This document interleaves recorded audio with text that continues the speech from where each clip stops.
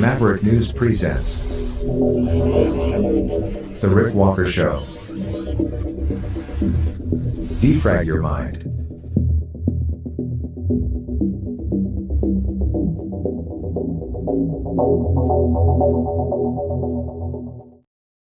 Good evening, everyone. I'm Rick Walker. Welcome back to the Maverick News Channel. Lots to talk about. Great to be back after having a day off, and I appreciate everybody joining us here. Welcome, Maverick family. Welcome, new viewers from wherever you may be around the world tonight. Great to have you here. We're on Trump watch again, and he has arrived in New York City. Tonight he will be staying at Trump Tower, and then tomorrow he's going to give himself up. So we'll be following that. We also have a reaction to those people trying to cross the border to migrate into the United States. It appeared as though they were trying to cross over the St. Lawrence Seaway from Canada into the U.S.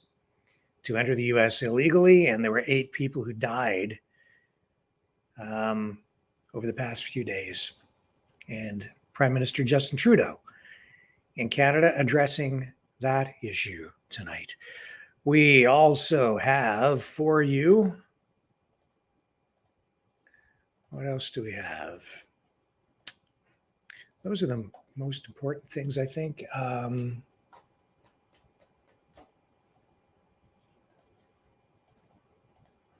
yes, Chris Sky in Toronto. He has had a bit of a rally there today. So we have a little bit of footage to share with you on that front. And yeah, lots to talk about on the Donald Trump pending charges and arraignment set for tomorrow in New York City. So don't go away. I will be right back after this.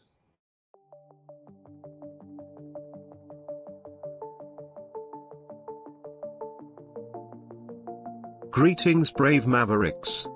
Our quest for truth continues. We go beyond fake news.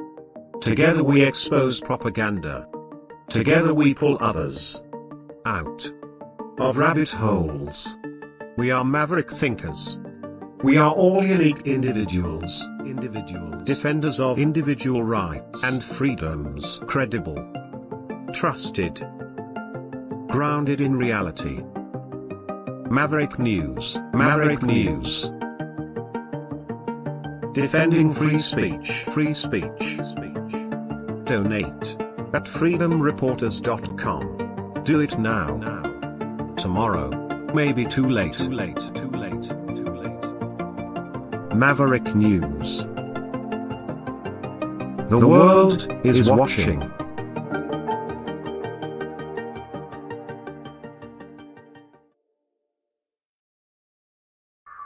Hello, world. Are you awake?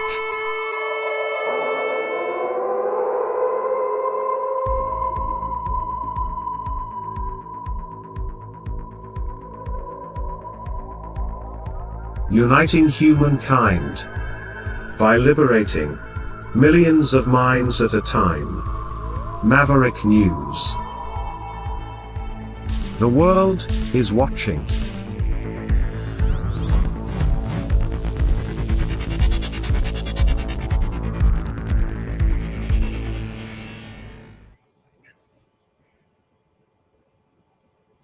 So Donald Trump has arrived in New York City, and I wanted to bring you a few clips from mainstream media tonight to show you how they're covering this. And there's a bit of a difference in tone between, say, Fox and CBS, and then even the Epoch Times, which is also covering this. But they're all doing this kind of thing. I mean, it's like it's play by play, blow by blow, right? As it approaches the tarmac LaGuardia Airport, former President Donald Trump, earlier today, in an unprecedented move, continues to be indicted. Last Thursday, we heard the news come out of the Manhattan grand jury. He is traveling to New York City via his own personal private plane.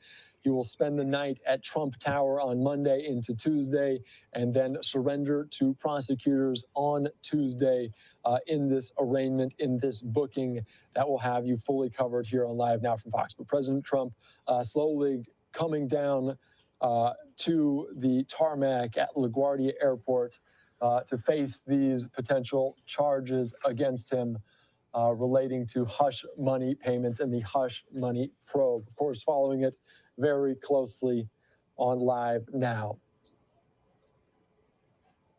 A very monumental moment here. The unprecedented word will be thrown out quite a bit. Of course, there's also talk from New York officials about security and protocols in place around there. We heard from the mayor, Eric Adams, the police commissioner in New York, about making sure it is safe. If protesters want to come out, they can do so, but they want to emphasize that in a non-violent measure, anything with violent could potentially be subsequent to arrest as well.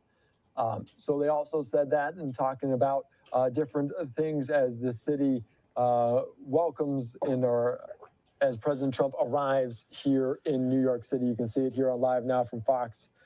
Coming down from West Palm Beach International Airport to New York City and LaGuardia Airport there in Queens, New York, one of the main hubs, the Big Apple, the biggest city in the United States, as he will be arraigned and booked on Tuesday afternoon.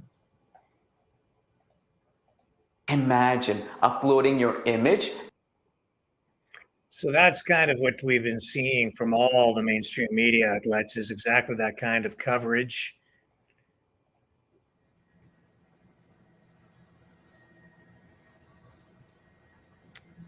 This is the kind of moment, too, that as it's being captured will remain part of American history forever. It's one of those moments, I think, when people will, I don't know if it's as significant as, say, the shuttle explosion or JFK assassination, not on that scale. With the words Trump, his name, but people will remember at the tarmac in LaGuardia Airport. Of course, LaGuardia about 10 miles away from Trump Tower.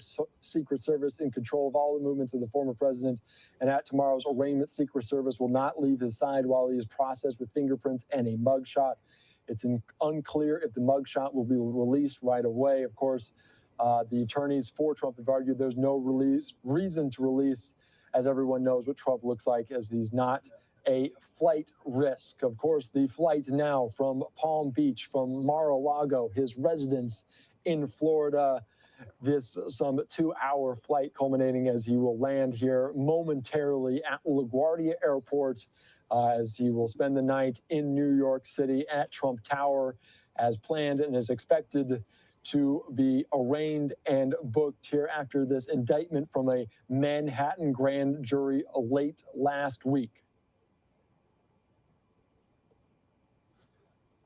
Stand by. As you can see, wheels down for former President Trump in LaGuardia Airport as we follow this major story here on Live Now from Fox. Of course, he will get in that motorcade that we saw on the ground just a little bit ago and travel to Trump Tower, where he'll spend the night before being arraigned on Tuesday. Of course, if you're just joining us, thank you so much for sticking with us as we do this live, raw, and unfiltered here on Live Now from Fox. Trump now arriving in New York and amid tight security ahead of this surrender following this indictment. The former president boarded his private plane, of course, expected to be booked, arraigned in the nation's largest city, bolstered security, and warned political agitators that it's, quote, not a playground for your misplaced anger. Of course, the former president and his supporters, plenty of them, were on the ground in Palm Beach at his residence, outside of his residence. We talked with Fox News correspondent Jonathan Seary on the ground there, talking about the similarities in the amount of supporters that were there when the FBI did raid Mar-a-Lago, searching for those classified documents. Certainly a lot of loyal followers of the former president on the ground in Florida and potentially some more on the ground in New York City. We're also getting other pictures right now. I want to change the shot up just a little bit as we're getting a ground shot from the concourse as the Trump plane there on the ground. Of course, it won't go to a jetway or anything like that, as they will just have the motorcade there on the tarmac to take him to Trump Tower alongside all of those Secret Service members. We heard from the mayor of New York talking about security protocols put in place around this unprecedented, this historic moment on this arraignment, talking about security protocols and all the things that will be happening there. Of course, we heard from them. They said their authorities are warning that people need to make sure protests are nonviolent, make sure that they warn the possession of a firearm or a weapon in a certain areas of the city, including near a courthouse or a federal building, is a crime, regardless of the permit there.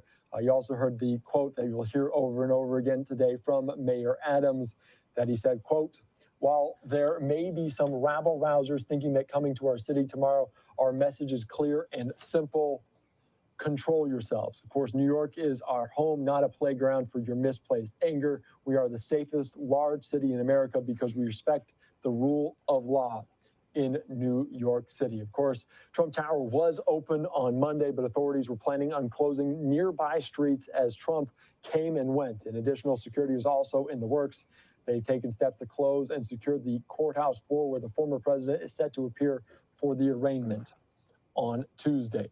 Of course, we have multiple pictures here on Live Now from Fox as the former president, will take the motorcade some 10 miles to Trump Tower as he awaits this arraignment and booking. Of course, this is not a lot of information as of yet on the charges, anywhere from between 20 and 34 criminal charges in this very secretive grand jury in the Manhattan DA, Alvin Bragg there. We saw him on Thursday leave the office as well, sending out several statements as there is quite a lot of chatter from both sides on this. Of course, we have not heard from President Biden, said he had no comment on Trump, this coming as he was leaving the White House on Friday. So former President Trump wheels down in LaGuardia right now as they await to take the motorcade to Trump Tower.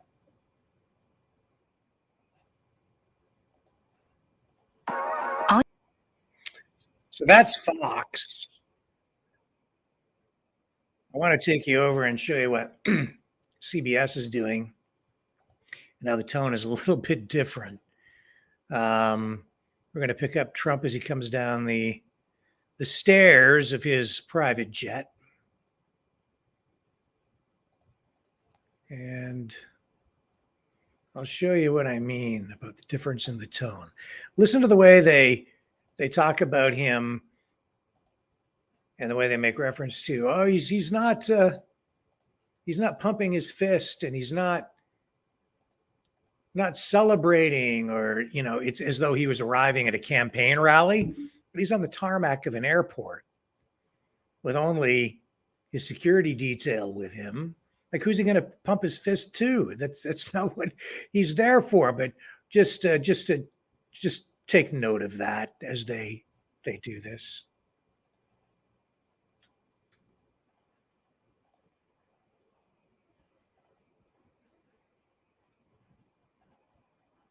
Hang on a second.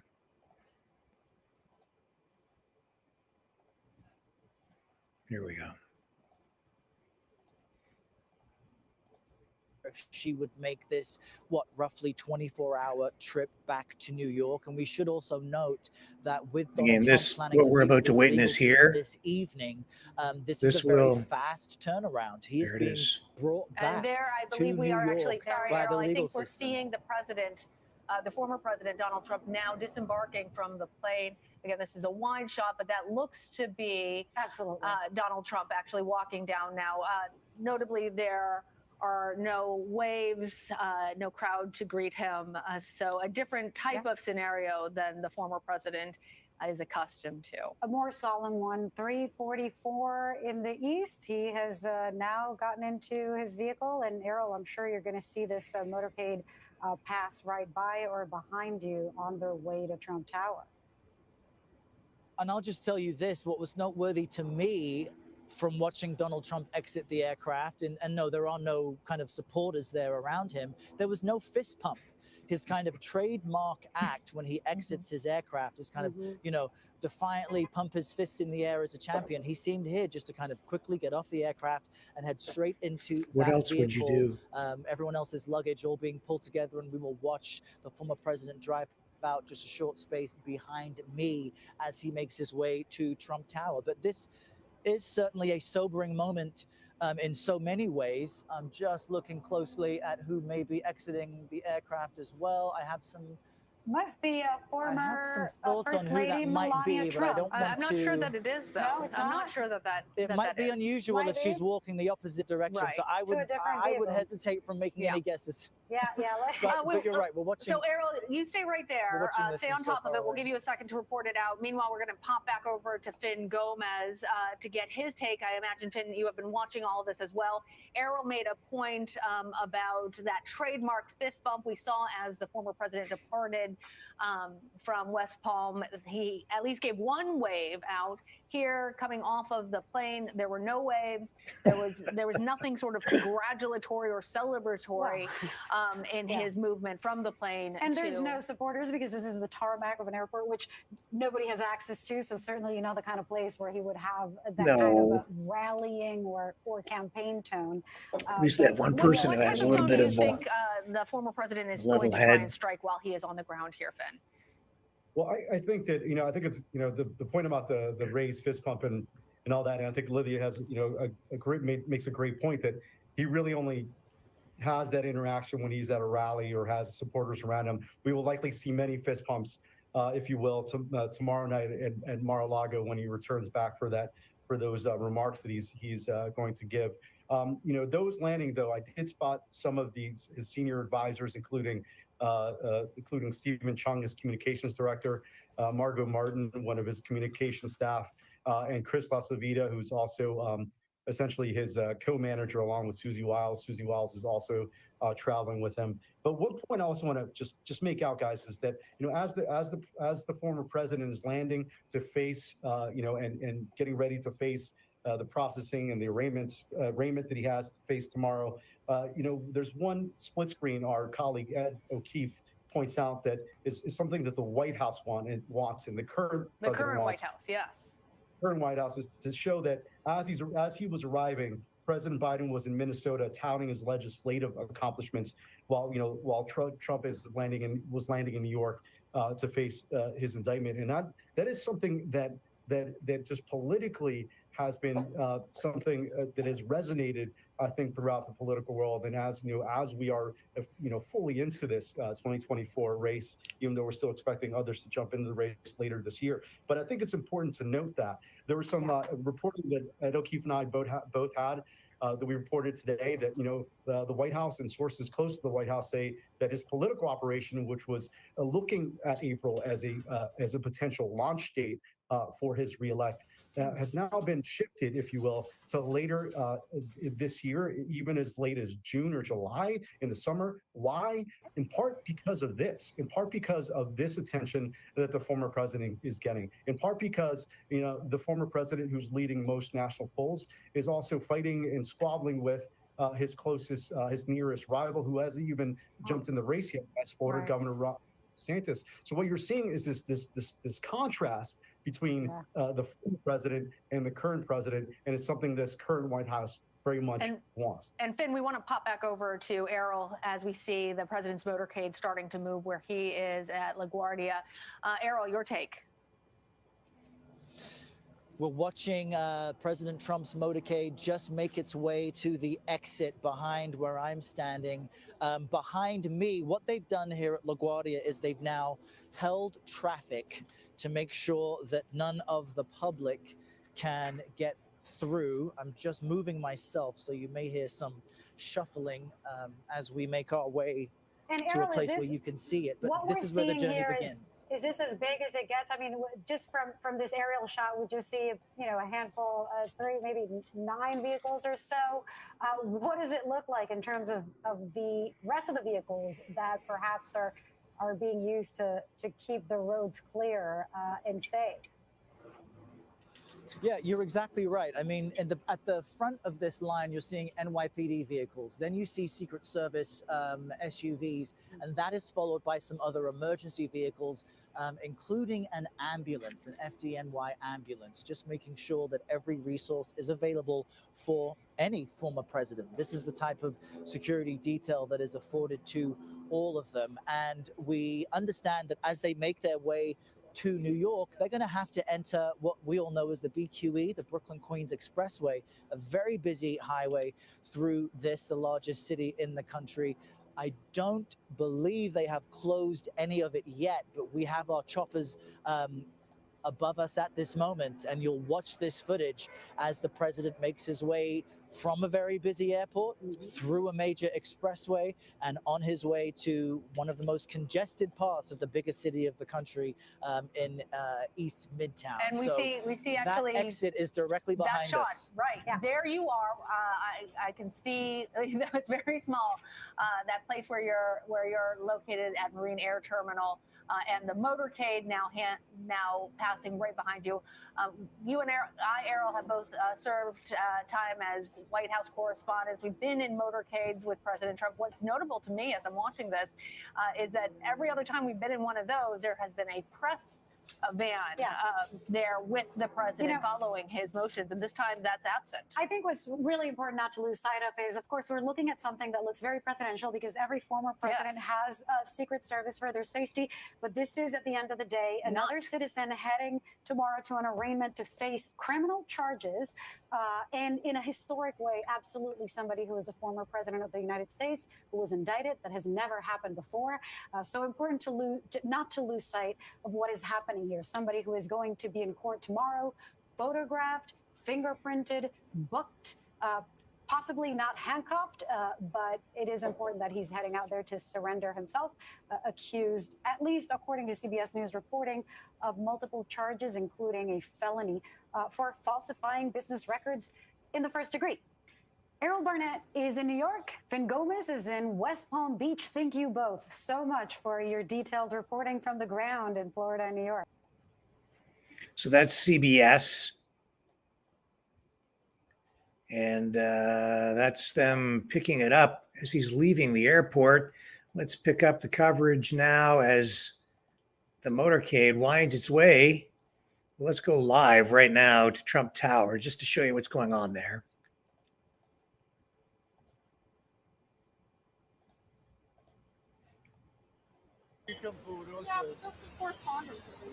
So that's the exterior of Trump Tower, where Trump is going to stay tonight. Live. So there is some question as to whether the judge will allow cameras in or not for the trial. And that's controversial. The question is, do cameras change things? And I would argue that they do. They change the way people behave when they're in court.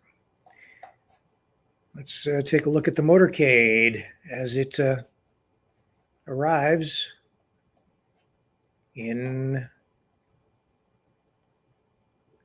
New York at Trump Tower. And here we go.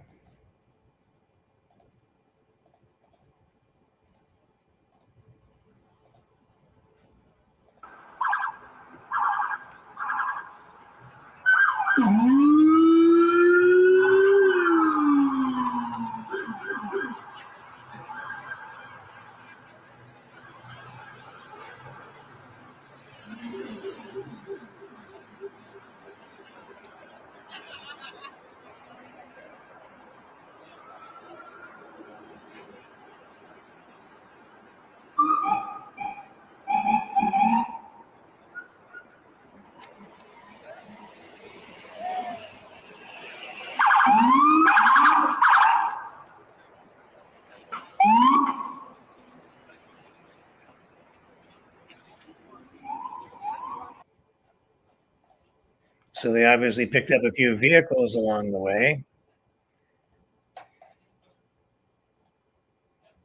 And we have more. Hang on. This is him actually arriving at Trump Tower, where he will be spending the evening.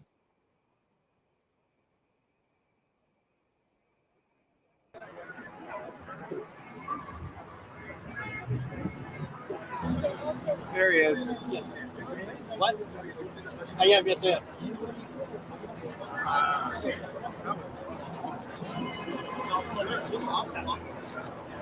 Is that police officer blocking our not anymore. No, they moved. Police officers all over the place. There he is. Yes. What? I am. Yes, I am.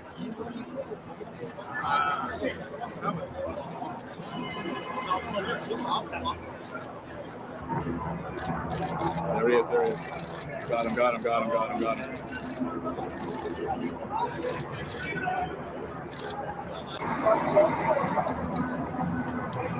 Go! He's out!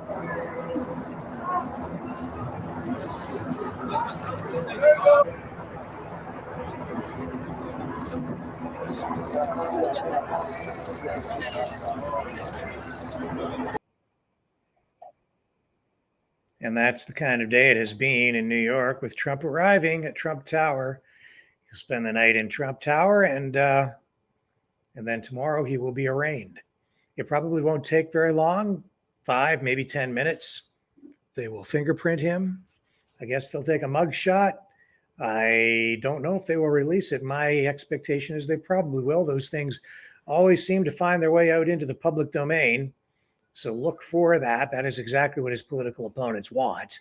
They want to see that mugshot out there everywhere. They want that image ingrained in people's minds. They also want the cameras in the courtroom because they want to show him in that negative light. Trump's lawyers arguing against having cameras present in the courtroom. As I say, it's been an ongoing debate, especially in Canada, where cameras are not allowed into courtrooms. There are many arguments for and against. I personally would prefer to have cameras in the courts because I think it provides more transparency, but there is no question having cameras in courtrooms does change the way people behave. You tend to get more grandstanding, more drama. The witnesses and the lawyers both play to the camera more as they try to score points. I don't know. It's even just a psychological thing, but there is absolute evidence to support that people do behave differently when cameras are present, when they know that there is a larger audience taking in what they are presenting. And in the case of Trump, it's all political. The whole thing is political from front to back, from start to finish. And having cameras in the courtroom, well, double-edged sword. It shows Trump as a victim, but it also shows him with that negative stigma of criminality, or the alleged criminality sort of smeared over top of it. So they're hoping to hurt his overall image, the image that people have embedded in their minds, right? But overall, I don't think that this ultimately will hurt him. I think this probably will end up helping him. And here's some coverage of the news conference that was held by local officials and local politicians ahead of Trump's arrival. Increase police presence on public transportation, or what type of things going in? As you know, as we've talked about since October, we've surged a number of officers into the transit system. So we expect to have a healthy complement of officers in the transit system tomorrow to facilitate travel. Jeff Hayes with CBS News. Mayor Adams, this question is for you. Good to see you again. Always. So, you're a former police officer yourself. I'm sure in the past you were deployed to, not the same, similar incidents. Now as mayor, what concerns you the most as far as This is Eric Adams, New York City mayor. Well, again, as you indicated, serving in the department, I really have a lack of concern. I know how well the New York City Police Department is able to pivot and shift based on the circumstances that they are facing. And we are prepared. The police commissioner gave me a briefing. She understands that this is a unique situation, and the New York City Police Department is fully prepared with the coordination that Deputy Mayor Bank is doing with our other law enforcement entities. I have no concern at all around this. Is it specifically about, sorry, one quick follow-up. Is it specifically about politicians? You mentioned Marjorie Taylor Greene or the former president stirring things up? Well, people stir stuff up all the time, but if you are prepared, you don't have to get prepared, and we are prepared.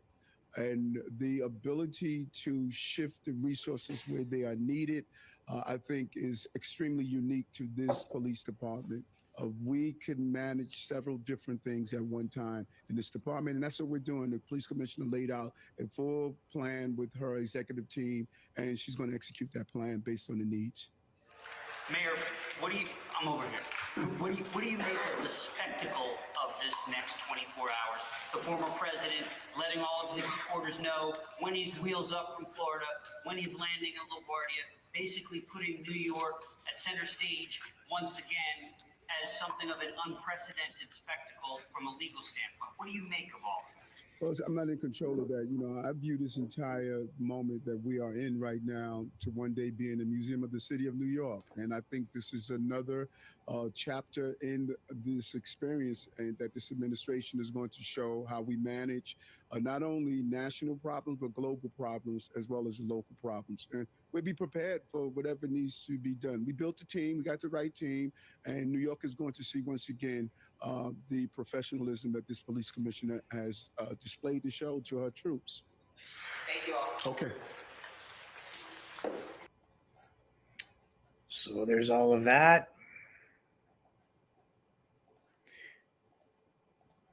Anyway, slice it. I don't think it's good for the country. It results in more political polarization. It is extremely negative.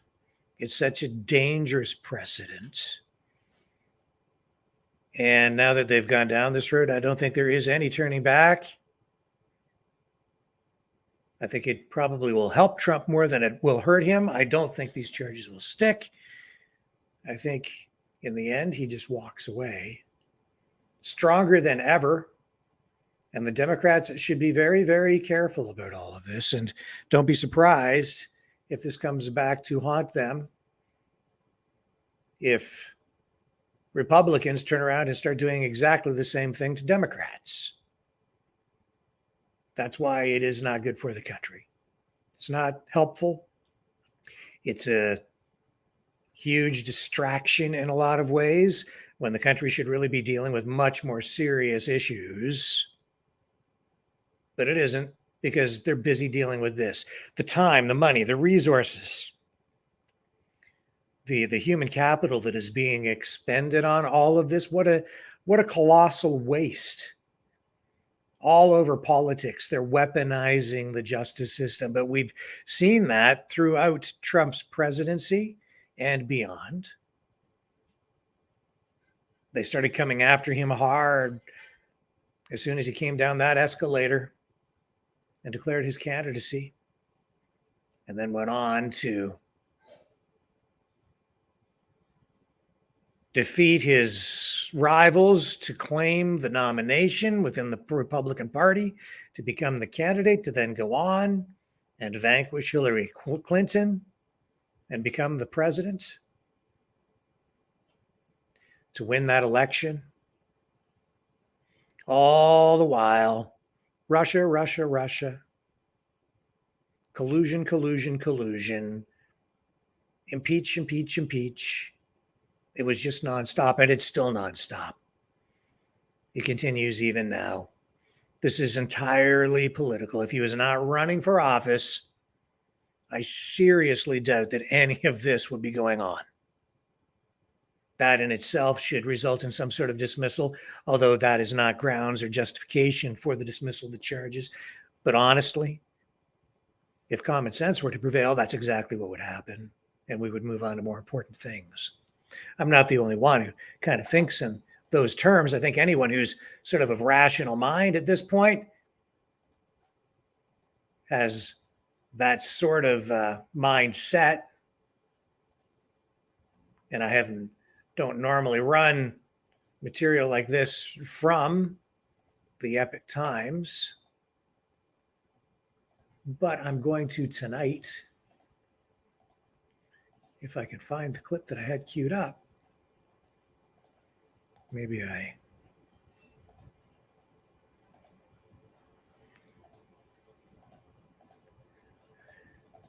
let me take a brief break and we're going to come back and I'm going to get that clip for you, okay? Because I think it does offer up pretty good perspective on this. Don't go away. I'll be right back right after this.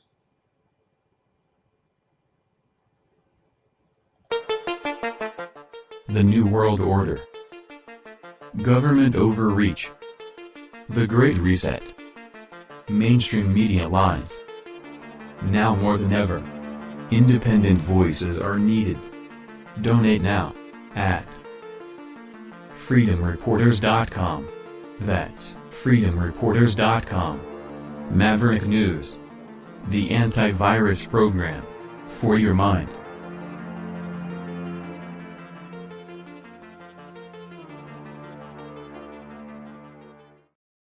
And this is Joshua Phillip of the Epic Times. I really like his work.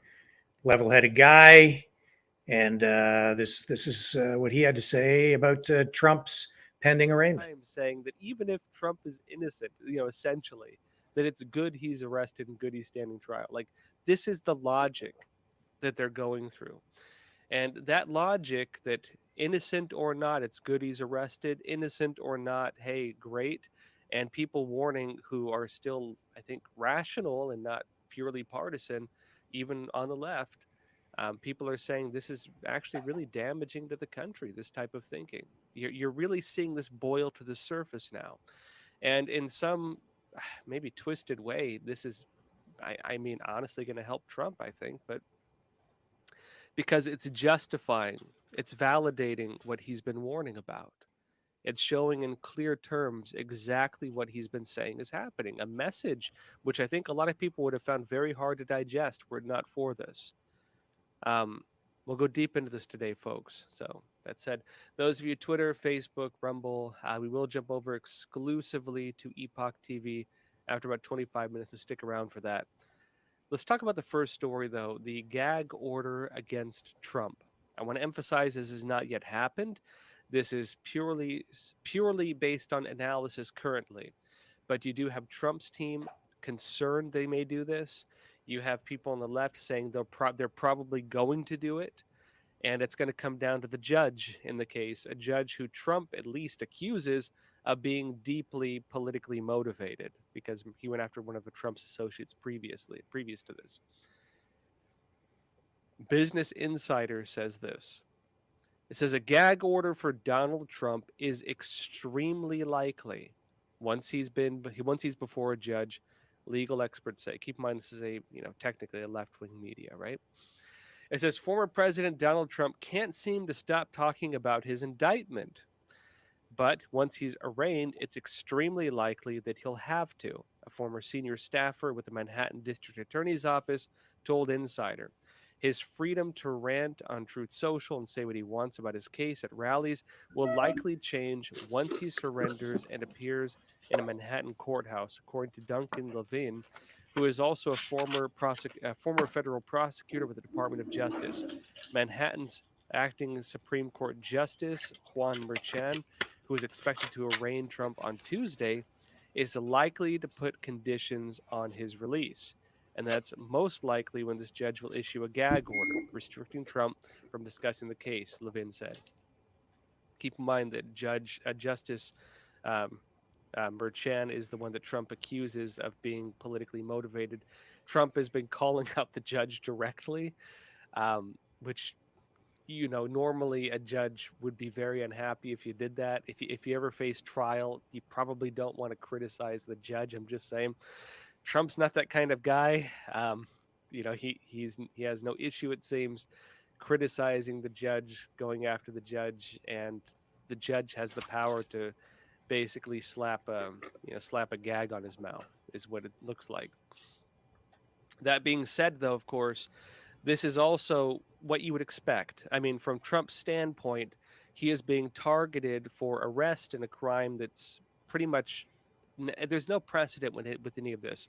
They're putting together new forms of crimes to go after Trump, elevating a misdemeanor to a felony, ignoring statutes of limitations, bypassing basic laws around even the difference between federal and state law, which again, there's some real legal complications in terms of how A.G. Bragg even did this. The fact that A.G. Bragg has a track record of doing the opposite, of actually lowering charges, unless, of course, you're defending yourself. There was a man, for example, who defended himself after being shot and killed the individual who shot him after a scuffle, and is now facing charges. Things like this have happened a few times in New York. Meanwhile, you have rapists going free on the streets. You have drug dealers, people committing assault, and so on, going free on the streets. And so, DA Bragg's track record is basically that he punishes good people and he lets, frankly, evil people run free. This is the track record he has. And so, given this, do you just remain silent? This is, I think, the issue Trump is facing. Do you just go quietly into the night, so to speak? Do you allow them to interfere with your political campaign? Do you allow them to interfere in the basic practice of legal protections? Do you allow them to? Would you let a DA, a random DA, interfere with the elections? Is what it's being brought up to. And so, Trump, facing this situation, of course, from his side, is looking at this and saying, I cannot be quiet. He's going to be calling them out every single step of the way. And we'll see what that means, of course, when it comes time to face the judge, and if the judge decides to slap him with a gag order. It says here that if Trump violates it by speaking about the litigation outside the courtroom, he could face consequences, punishment for criminal contempt, which is what you would be charged with if you were to do that.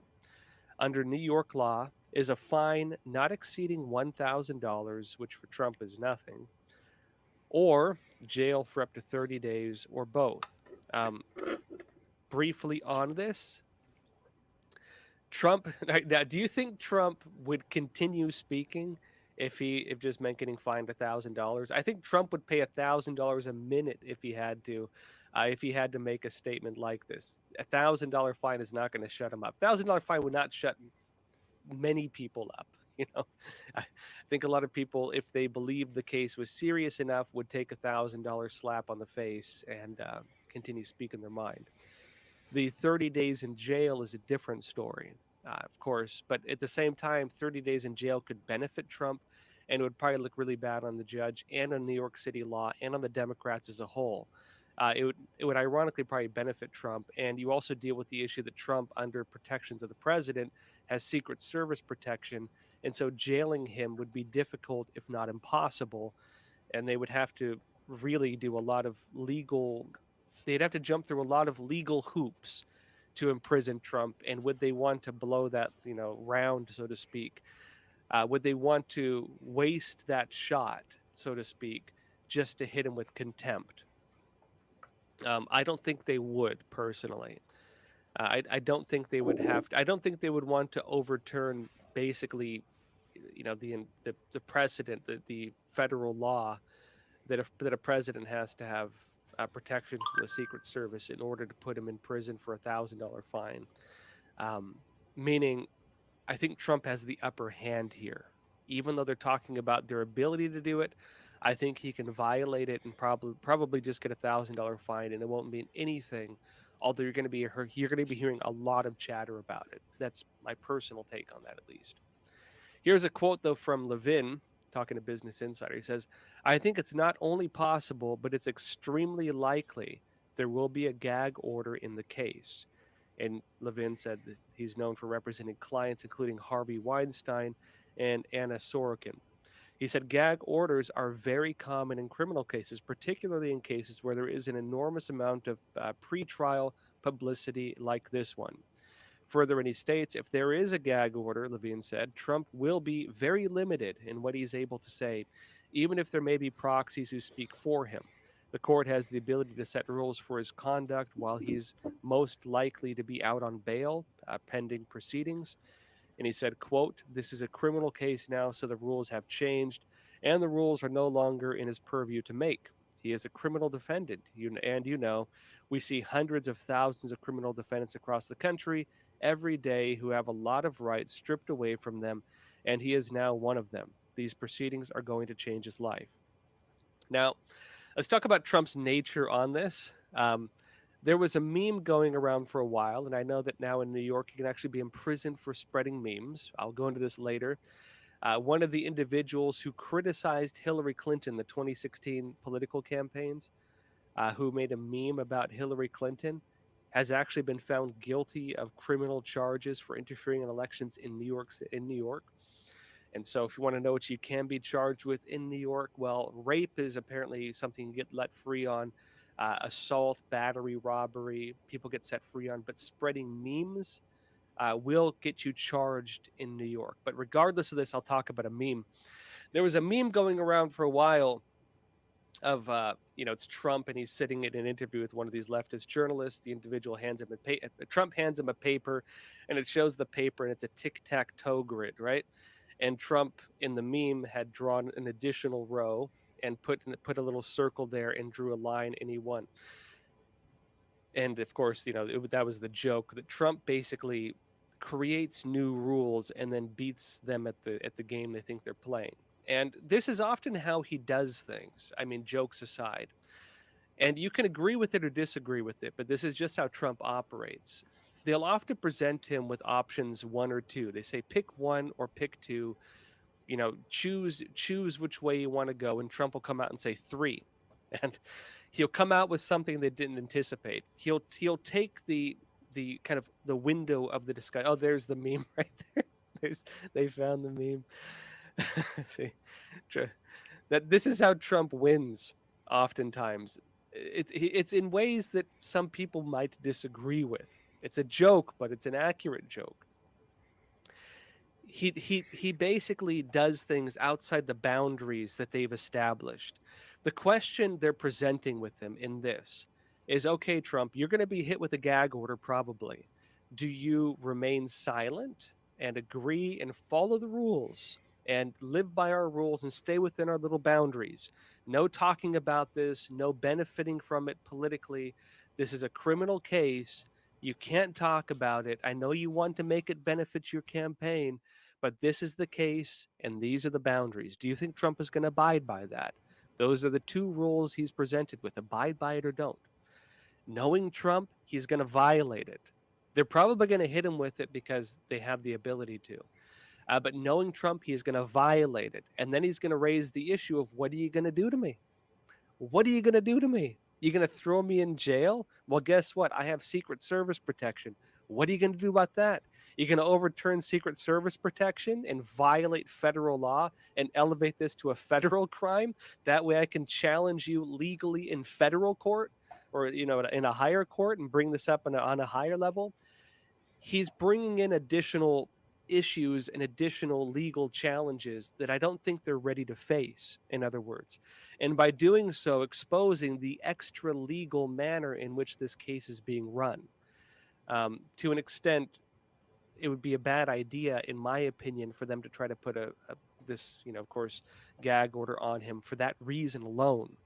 That it will, first of all, make them look bad, and second of all, he's not going to follow it anyway, and by not following it, is actually going to probably use it against them. That's the very likely cases I see it, at least.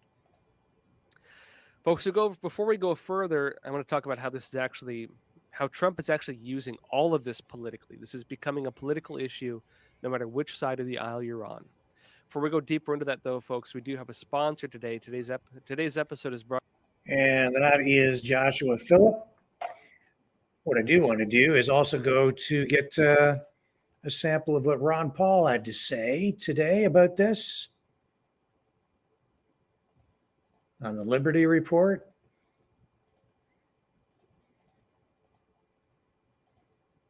Here we are. A moment in history that we will all remember, a day that we will all remember. And here's reaction from Ron Paul. A subject nobody ever has heard about. Donald Trump. Donald Trump. Yeah. They're trying to put him in prison. Yeah. And he's fighting them off. And but one of our favorite attorney and you know, the professors in colleges and all this, we don't think much, most of them.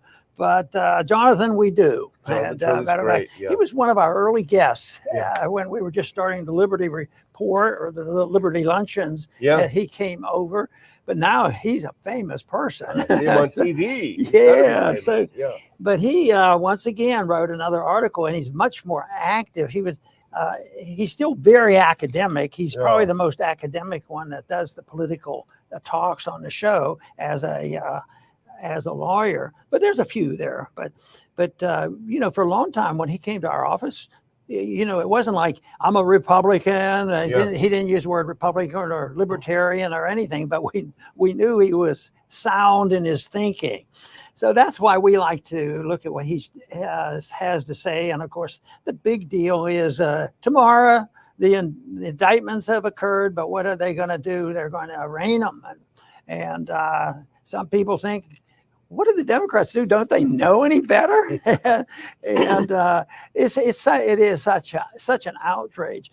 But for me, the first thing I thought about, and I mentioned it to you, Daniel, is that my reflection is because I've been really fascinated, and I believe a lot of it is true. I think there's been a coup in this country that nobody pays any attention to. And the country's been taken over by, you know, people that aren't constitutionalists.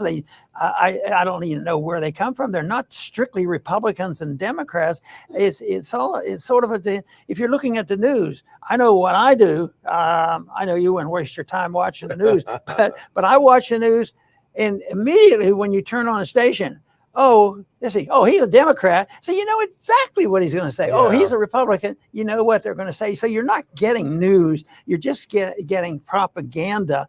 And so often the real news is the deep state. A lot of people know about that, and who declares the wars, you know, and how they get away with it, and how the military-industrial complex works. So there's a group of people, and there's been a little bit of that along, but I think in the recent 50 years or so, there's been a total disintegration of the republic. I don't think we live in a country that was supposed to function like a republic. And if you have doubts about what I say, just look at a couple quotes from Nancy Pelosi. Yeah, no that'll convince you. And she's just not a woman off the street. Yeah, she was the leader of the Congress, and she was the one that was in charge of the police on January 6th. So you know where she's coming from.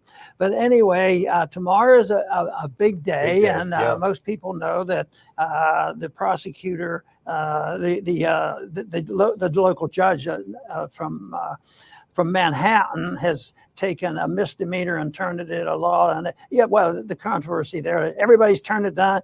They think, and even the Democrats think, hey, this might backfire on us. Yeah. So, but it's interesting. But nobody knows what's going to happen tomorrow either. You know, and Jonathan mentions in this thing, he said, just because you take something and multiply it by 34 doesn't make it stronger. So I'm sure you took a look at this. Yeah, it's fascinating, you know, and I'll just going to break some news.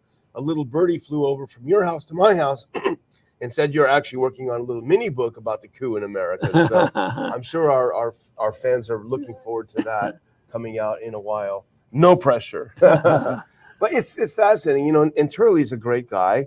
But the thing about Turley that makes him so credible, and we've said it so many times, he's no fan of Trump. And like us, he's been very critical. I mean, we're critical of many things that Trump did when he was president. He made some incredibly boneheaded decisions and hired some really ridiculous people. Nevertheless, as someone who is not a huge fan of Trump, he's able to talk about this prosecution, I think, in a more objective way. And in fact, when we get a chance, we can put this article up because we both read it, and we were both, you know, taken in by Jonathan Turley's arguments, he calls it very simple. The Trump indictment, making history in the worst possible way. And this is the DA is Bragg, and apparently his assistant is the one who's really driving this. But put this next one up, because here's a clip from it, which is interesting. And I think he makes a good point here. It is still hard to believe that Bragg would primarily proceed on such a basis. There have been no other crimes discussed over months. We will have to wait to read the indictments. We do know is a checkered history leading to this moment. The Justice Department itself declined to prosecute the federal election claim against Trump. There was ample reason to decline. So they tried. We know you've talked so often about the politicization of the Justice Department. So if even the Justice Department says that's a hot potato, I don't want to grab on that, and you have this goofy guy, this Soros-backed guy, who comes out and says, "Well, I'll take that hot potato," and it's crazy. I mean, it's all about apparently some money that was paid to a woman to quiet her down, I guess, about something, and I don't know the details, but he turns it into this massive election fraud, sort of 34 counts against him. I saw some funny memes over the weekend of Bill Clinton making a funny face with Paula Jones because apparently he paid this woman a lot of money so that she was shut up. So there's a precedent. So when you start indicting and arresting former presidents for things that they did, it's going to be a slippery slope. So much of it. Let's move over and pick up Dinesh D'Souza. I also a huge fan of Dinesh D'Souza. Also, great journalist. And here are his thoughts.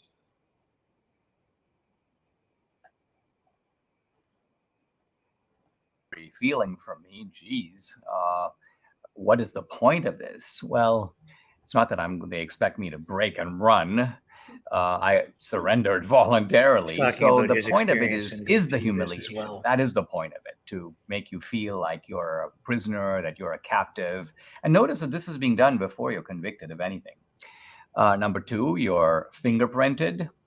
And again, it's the indignity of it. You can't say to them, "Hey, listen, you already have my fingerprints. I have fingerprints that I've taken on multiple occasions. I'll submit my fingerprints. You're welcome to put them in a database." But no, their idea is we have to fingerprint you. That's the idea.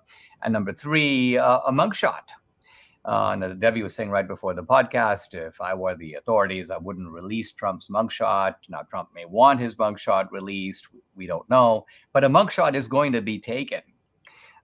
It's kind of funny because all over social media for the past several years, people like, "Dinesh, you're a criminal," and they post a mugshot. The mugshot that they post is not my mugshot. In fact, it's a mugshot that I took myself for one of our movies. Was it Hillary's America? So, and we took other shots basically with me and Debbie posing and smiling with the Department of Justice paraphernalia. But in any event, it has come to this. Here's Trump with a recent statement. He says, "I will be leaving Mar-a-Lago on Monday, today at 12 noon, heading to Trump Tower. On Tuesday morning, I will be going to, believe it or not, the courthouse. America was not supposed to be this way." And it's hard to disagree with him. This is, at some sense, a very sad, it's really a tragedy. But at a different level, it is a wake-up call. It is an indication that the left is not going to stop. If you ever thought it's like America, live and let live, America, you can do your thing, I'll do my thing. No, this is sort of like your neighbor who decides that you are going to do it his way. And if not, he will bring you down to heel. He's going to jump the fence. His dogs are going to come into your yard. He's going to administer sex education to your children. If you resist, he's going to come into your house and take away your guns. None of this is really fanciful anymore. This is not like wild speculation. This is stuff that the left has shown that they are very willing to do and are looking for opportunities to do and are looking for occasions like COVID and so on to generate the public fear that allows them to be able to do it. Now, I'll be talking about this all week, and I just want to focus today. By the way, Trump says that he's going to make a statement tomorrow, Tuesday, at Mar-a-Lago. Debbie and I got an invitation to go to Mar-a-Lago. We are not going to be able to go, well, because of you. We're here doing the podcast, so we're not going to be able to attend. But there is some question about what Trump is going to be able to say. Why? Because there are some news reports that the New York authorities might go to the judge, who, by the way, is a left-winger, and say to the judge, please impose a gag order on Trump. And the effect of a gag order would be that Trump would be prevented, well, by the way, with the potential of going to jail for 30 days if he doesn't obey, of not speaking about the case. This is one of the ways, by the way, that the prosecution and very often prosecution-friendly judges silence the defendant while the prosecution is leaking to the media, putting out false stories, or putting out its side of the story, if you will, while on the other hand, Trump, who, by the way, is in the process of running for president, is on this critical matter forced into complete silence. Precisely. And that is what we will be watching for tomorrow when Trump is arraigned. What will happen with that gag order, and will that actually shut him up? Will they actually put him behind bars if he defies that? In the Canadian justice system, publication bans are something of a routine at the early stages of the legal process. When you go to court, before things actually go to trial, it's almost routine now for judges to impose publication bans. It makes it very difficult to even cover courts in Canada until something actually goes to trial. That's why, generally speaking, as these things make their way, as any kind of legal matter makes its way through the courts, the reporting you get is John Smith showed up at the courthouse today for another court appearance. He'll be back in court on Thursday. It's all superficial, even with all the convoy stuff and those guys going to court and those fellas with the weapons charges against them who remain in jail, the Coots folks, Coots, Alberta, which was going on during the Freedom Convoy just over a year ago. You don't hear much in terms of details of that case at this point because there's much that you can't say. Even during the the arraignments and other court appearances, you can't really reveal the evidence at this point. You have to wait for it to actually go to trial before you get the actual details, the real information. So we'll see what happens with Trump tomorrow. Very interesting scenario. Yeah, the $1,000 fine for contempt for breaking the gag order, that would be nothing. But 30 days in jail, that would be something else. And talk about unprecedented, throwing a former president in jail because he wants to talk about unprecedented charges leveled against him. Wow. What a crazy, crazy world we're living in right now. And talk about a slippery slope. It's already starting. Here's Trump's own social media platform. Talk about creating an extra box for the tic-tac-toe game. They ban him off Twitter, Facebook, YouTube. He just makes his own social media platform, creates his own Truth Social. And tonight, what's going on over there? What's being said? Well, other media outlets, DC Inquirer saying lock Bragg up. Alvin Bragg could face up to 5 years in prison as Trump indictment begins to backfire. So you see, already, here we go. This is why it's not healthy for the country to be going through this process. So tonight, you see, the Republicans are already getting ready to throw it right back at the Democrats and the left, who have targeted Trump clearly for political reasons, taking him to court. Says here, far left district attorney Alvin Bragg could face up to 5 years in prison if he is responsible for leaking 45th president and leading 2024 president candidate Donald Trump's frivolous. And we'll bring the actual article up here for you from the DC Inquirer.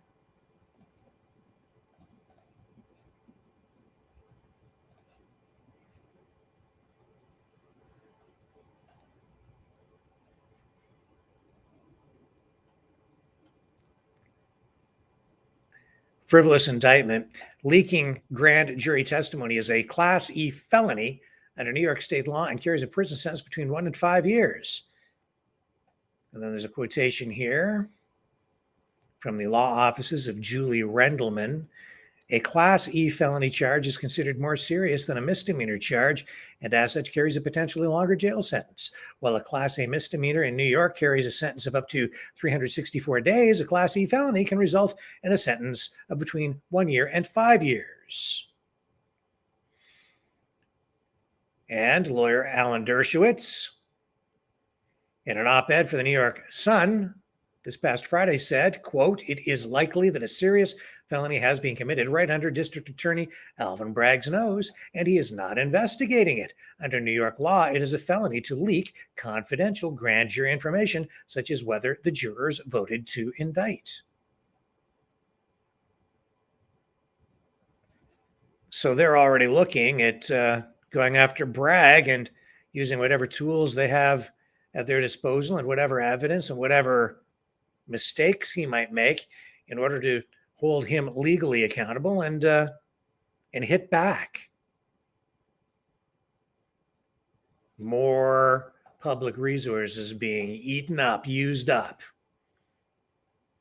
in this political fight. Wow. What a terrible state of affairs. What a terrible state the United States is in. What a terrible state the West is in right now. Terrible, terrible, terrible. Let's take a break. When we come back, we'll move on to other news of the day, including the death, the killing of a Russian blogger. Russia is saying it was an act of terrorism. Be right back.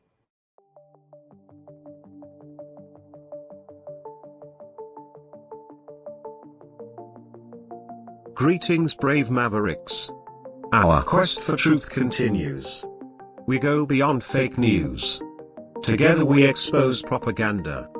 Together we pull others out of rabbit holes. We are maverick thinkers. We are all unique individuals. Defenders of individual rights and freedoms. Credible. Trusted. Grounded in reality. Maverick News. Maverick News. Defending free speech. Free speech. Donate at freedomreporters.com. Do it now. Tomorrow may be too late. Maverick News. The world is watching.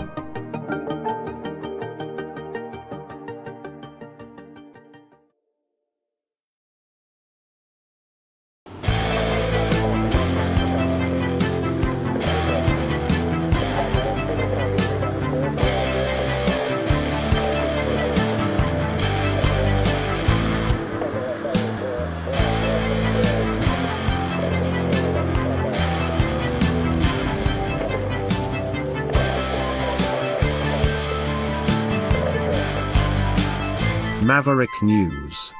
Fighting for freedom. So before we get to the death of that Russian blogger, journalist, wanted to report on this. There is a court battle going on, just started. I know that they did have the Emergencies Act inquiry, right? But a national, the Canadian Civil Liberties Association is in court right now, started today. I think it's probably going to last about 3 days. And they told the judge that they were in front of today that the federal government has not spelled out clear, proper legal justification for its use of the Emergencies Act last year in response to the Freedom Convoy that took place in Ottawa and at various border points, including Coutts, Alberta, which we just spoke about a few moments ago. So the Canadian Civil Liberties Association is among the groups and individuals that is in court to argue that Ottawa lacked sound statutory grounds to invoke the emergency measures. The government, on the other hand, is standing firm, saying the measures taken to deal with the emergency situation, as they refer to it, were targeted, proportional, time-limited, and compliant with the Canadian Charter of Rights and Freedoms. Indeed, I would argue that it suspended all Canadians' rights and freedoms. It is the modern equivalent of the War Measures Act. The Public Order Emergency Commission, that inquiry that took place, well, that was a mandatory review process. That has to happen anytime the Emergencies Act is invoked. And Justice Rouleau, who oversaw that process, found the government did meet the threshold for using the law, but in the same breath said that someone else sitting in his position could easily have reached the opposite conclusion. As I think many on the freedom side, our side, if you will, because I'm all about freedom, would argue that he did not meet that threshold, that the situation did not meet that threshold.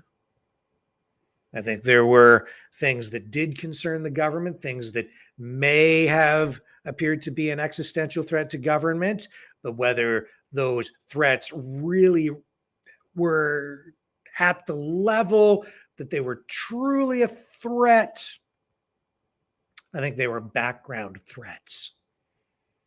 But what you saw on the ground was the bouncy castles and the hugging and the huge crowd of Canadians who were just fed up, tired, and demanding that the medical mandates be dropped. That is essentially what was happening there, as you all know. So now there are legal arguments being made for and against, and this is a 3-day hearing, and it's being overseen by Justice Richard Mosley, who intends to rule at a later date on this case. So in a way, this is almost more important than the Emergencies Act inquiry itself because it's actually in court, and a decision could actually have serious legal consequences, where the Emergencies Act inquiry was really more in alignment with something like a medical coroner's inquest. It was a post-mortem examination, if you will, of the process.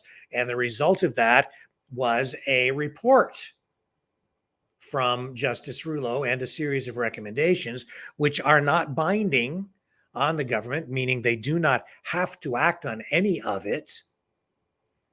And the ultimate objective is to see, one, if the government acted appropriately, and also to come up with recommendations that would allow the government to act more efficiently or to do things better or avoid mistakes that might have been made during the use of the Emergencies Act in the future.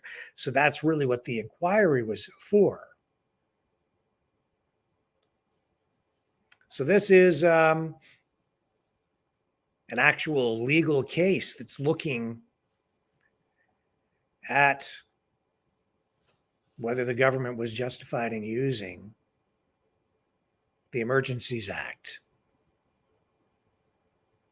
The protests did not, as the Emergencies Act requires, create, quote, a threat to the security of Canada within the meaning of the Canadian Security Intelligence Service Act, nor was there a national emergency within the meaning of the Emergencies Law, the Civil Liberties Association is arguing in its written submission to the court.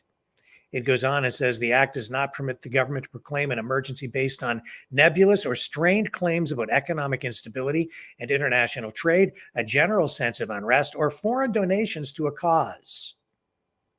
Even the presence of a small number of dangerous individuals in specific locations, while a proper priority for law enforcement, could not justify a nationwide emergency, and I would absolutely agree with that.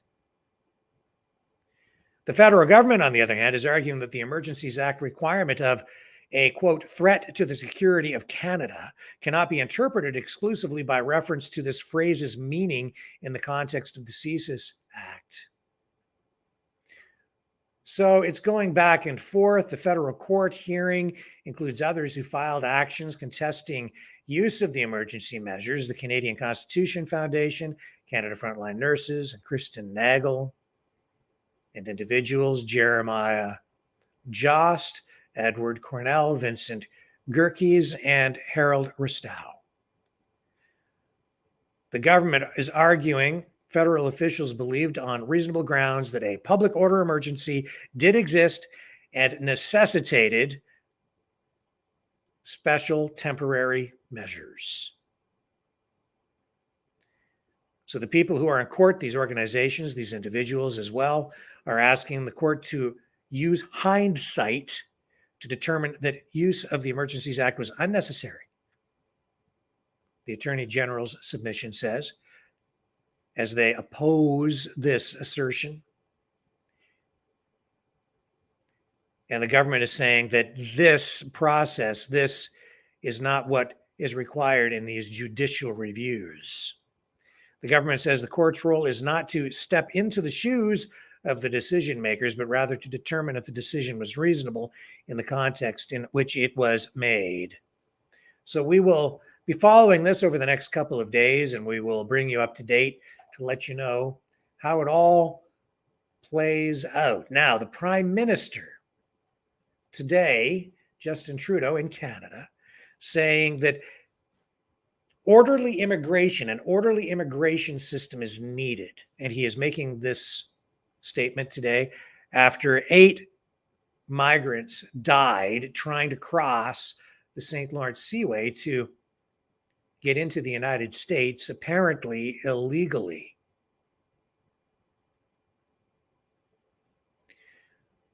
So there were 2 young children, toddlers, who lost their lives in that incident as well in the Mohawk territory of Akwesasne last week.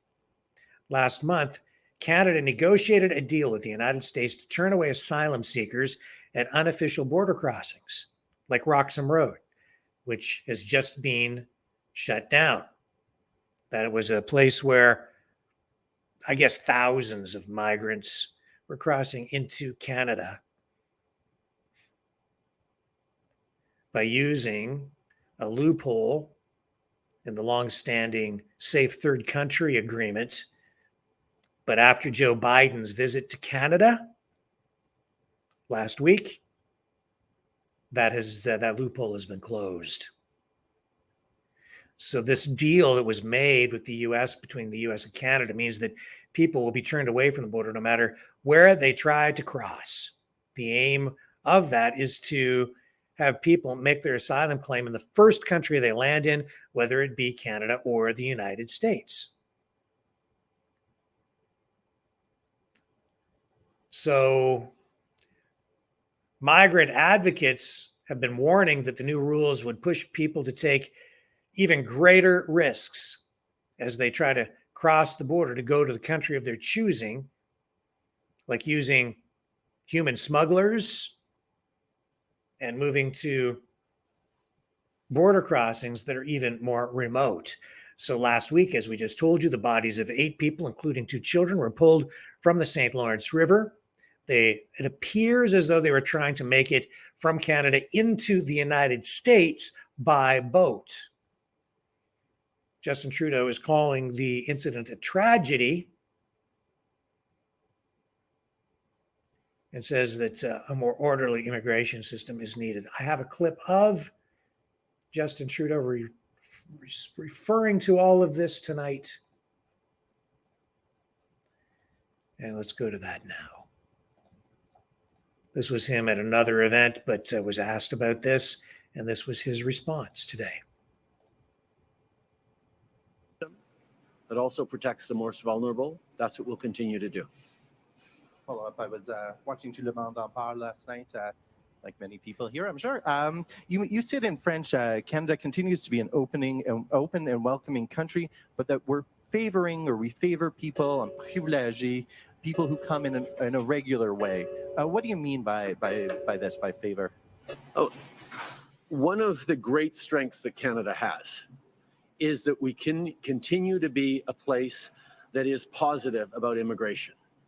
People around this country understand that welcoming people to our communities grows our economy, adds depth and richness to our lives, and builds a stronger future for us all. But a big part of that is predicated on people having confidence that we have a strong immigration system, that it's rigorously applied, that it actually is fair and responsible. And that's why we're continuing to move forward. We will continue to do more and more to welcome in people from around the world. But we're going to make sure that it's done in the right ways, appropriately, so people aren't putting themselves at risk by trying to cross borders illegally, where they're not giving money to criminals to help them come to a different country, but we're taking in people in a way that maximizes their chances of success. Ce que j'ai dit hier soir, c'est la vérité. On est extrêmement. Justin Trudeau today referring to or responding to the tragedy on the St. Lawrence Seaway.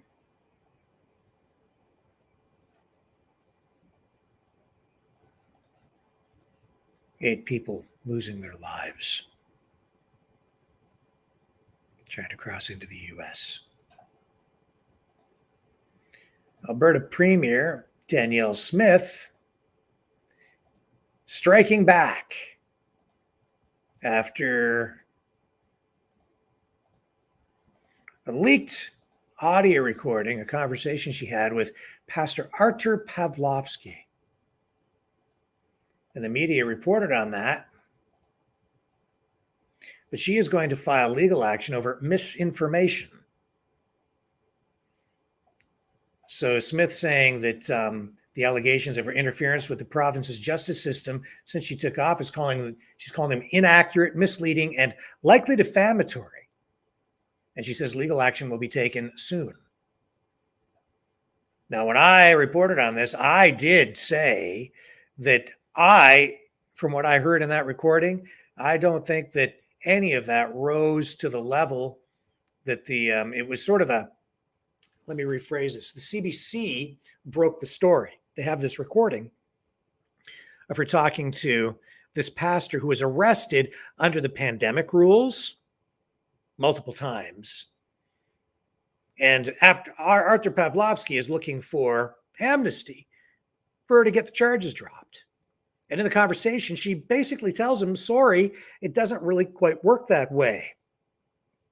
Even though she clearly campaigned to become the leader of the United Conservative Party of Alberta. And as a result, the new premier of the province, she was campaigning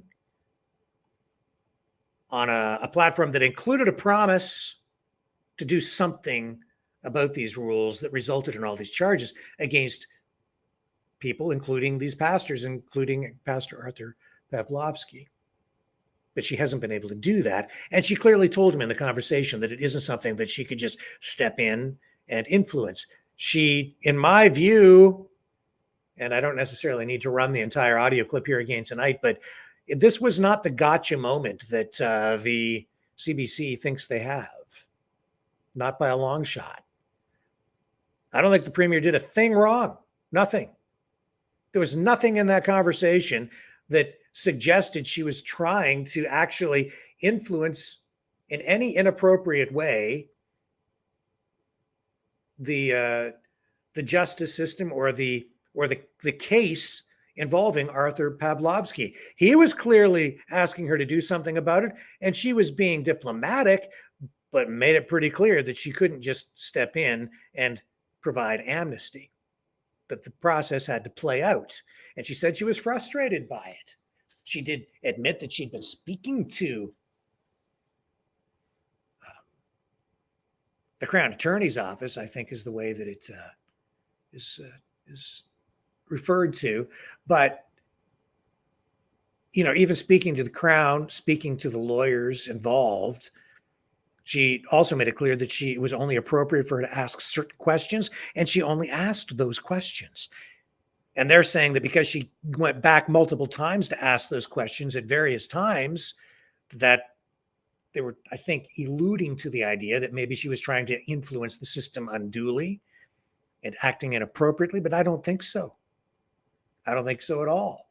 I think she's on firm ground. I don't think she's done anything inappropriate. And she was seeking the advice of her justice minister and other legal professionals all the way along, so that she would remain within the bounds of the law, so that she didn't get outside the guardrails and get herself into the weeds. And I don't think she did. The bigger question is who leaked that recording as she heads into an election. That's clearly what this was about. It was an attempted political hit job. And I don't think it worked. Now I think maybe there could be a bit of I think this could backfire, I guess is what my point is. It could definitely backfire. Let's go to a clip of Danielle Smith. And for our US viewers, this is actually pretty significant because I know that maybe you don't follow much in the way of politics in Canada, but Danielle Smith in many ways is breaking new ground in Canada, unprecedented ground in terms of the way she's trying to assert provincial sovereignty on the national stage, forcing the federal government in Canada to recognize that provinces are supposed to be equal partners. In short, I would say that Danielle Smith is probably the most aggressive of all the politicians in the country at trying to assert true conservative ideology politically within her jurisdiction, which is the province of Alberta. And as she has been doing this, that mindset, that attitude has been spreading to other provinces and to some degree, even other states south of the border. Let me bring up Danielle Smith's clip here so that you can understand what I'm talking about. Right here. For COVID prosecution have contacted. You know, there's been a great deal of inaccurate, misleading, and likely defamatory reporting about my discussions with justice officials regarding COVID prosecutions.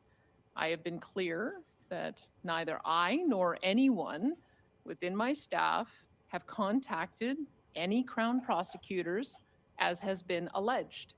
Indeed, Alberta's Crown Prosecution Service has confirmed this to be true. To continue saying or suggesting otherwise is malicious, as this matter is now likely to be subject of legal defamation proceedings. I will not be commenting about it further as per the advice of counsel on the matter. I'd be happy to take your questions. Go ahead, Alana.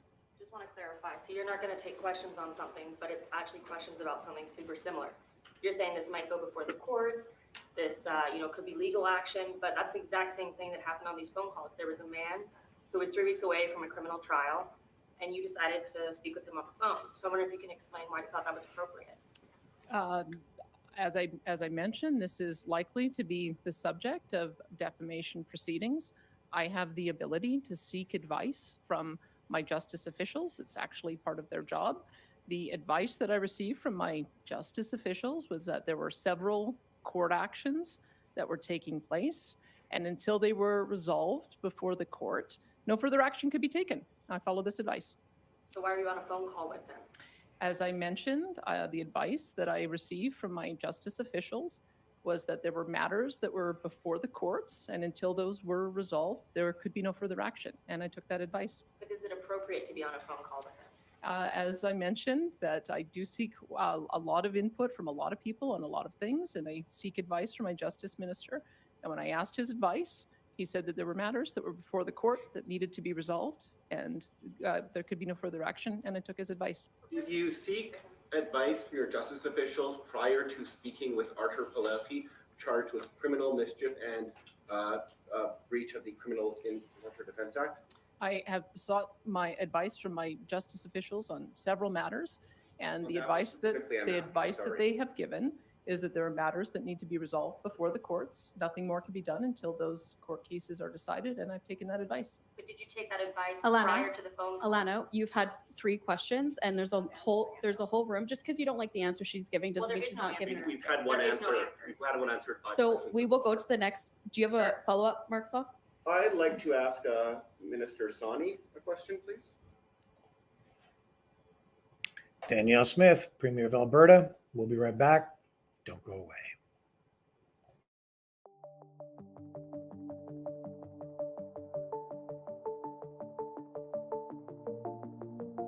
Greetings, brave Mavericks. Our quest for truth continues. We go beyond fake news. Together we expose propaganda. Together we pull others out of rabbit holes. We are maverick thinkers. We are all unique individuals, defenders of individual rights and freedoms, credible, trusted, grounded in reality. Maverick News, Maverick News. Defending free speech, Donate at freedomreporters.com. Do it now. Tomorrow may be too late. Maverick News. The world is watching.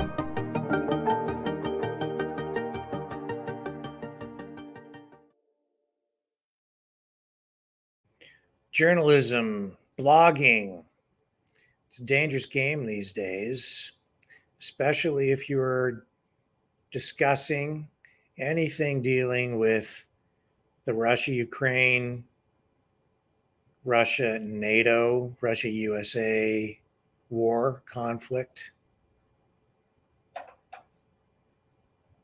Blogger Vladlen Tatarsky killed in an attack that the Russians are calling a terrorist act. And now Daria Trapova is being arrested in connection with that. BBC reporting and other media outlets tonight, and this is the newest development, is this arrest, that Russian investigators have detained a woman in their hunt for the killers of pro-war blogger Vladlen Tatarsky in Sunday's blast at a St. Petersburg cafe. So what's happened here is Tatarsky was speaking at a cafe. He is pro-Russian. And this woman that you're about to see here in this video delivers like a sculpture, a bust of Tatarsky to the cafe.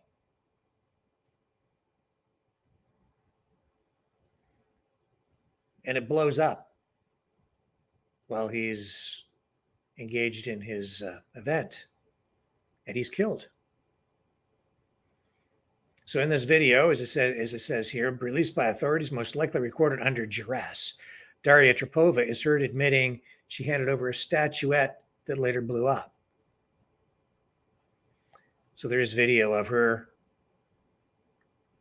talking about this. And the BBC saying that the video recorded by authorities was likely done under duress, suggesting that maybe she was forced to admit this. And I don't know. But the 26-year-old, it says here, does not say she knew there would be an explosion, nor does she admit any further role. So she delivered it, but doesn't say that she knew it was loaded with explosives. Investigators said they had evidence the attack was organized from Ukraine. However, Kiev officials said it was a case of Russian infighting. More than 30 people were wounded in the bombing in Russia's second city. Tatarsky real name Maxime Fomin, aged 40, had been attending a patriotic meeting with supporters in the cafe as a guest speaker late on Sunday afternoon. So a video circulating on social media shows a young woman in a brown coat apparently entering the cafe with a cardboard box.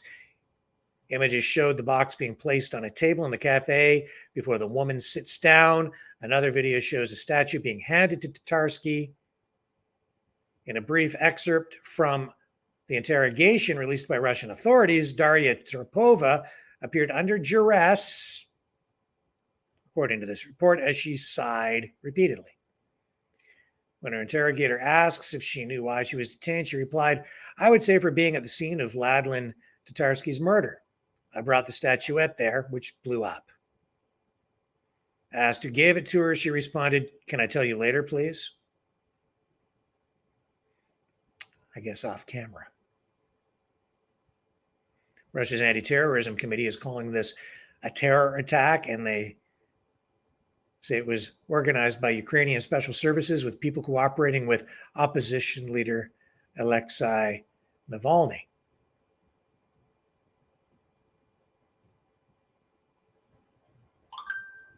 So here's the video. I'm gonna roll this. Just to be aware that there is an explosion here. You may find that somewhat alarming. This social media video being reposted tonight by the BBC.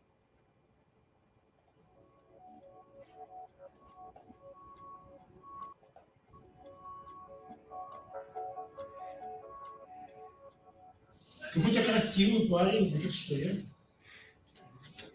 Давай, ладно ты. Вот. Просто, There's the bust. ну, золотой. And as you can see, there is an explosion inside the building.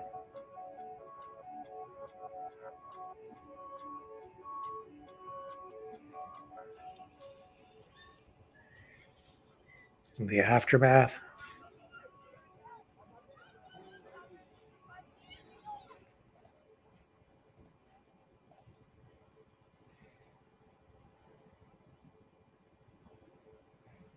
And we do have a petition to protect journalists targeted by governments, journalists who are on the kill list in Ukraine. And you can sign that petition at maverickpetitions.com.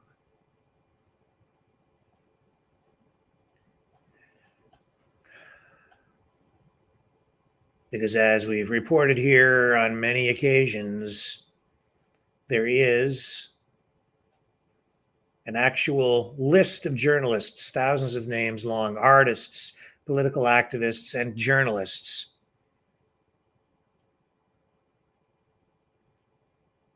and the Ukrainian government has done absolutely nothing to have it removed from the internet. And it's essentially a kill list. And some of the journalists on that list have been killed. And as you've just seen, another one targeted here. And this time right inside Russia. It's absolutely an escalation. And if you're inclined to sign that petition, I'm not sure if I have the graphic available here. Maybe I'll make a new one for you.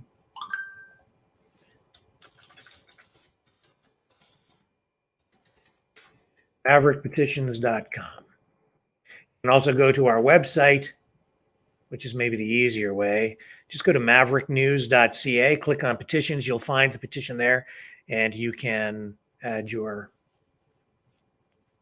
signature to it if you agree with what is written on that petition. And once we get enough signatures on it, we will submit that to the appropriate authorities to have governments in Canada and the United States apply pressure on the Ukrainian regime so that they stop targeting journalists When they target journalists in this way, it's an attempt to stifle free speech. As you know, we are all about free speech here, freedom of expression, free media. And that is exactly the kind of thing that is used to deter journalists from doing their jobs. And it is my firm belief that that is inappropriate. So if you agree with that, please consider going to sign that petition tonight. Let's take another quick break, and when we come back, I'm not sure what we have up next, but we will have more news right after this. We are Mavericks. We say no to the Trudeau and Biden New World Order. And to bugs. Because bugs are creepy and gross. And people should not eat bugs. Maverick News. The world is watching. Hey, no! To bugs!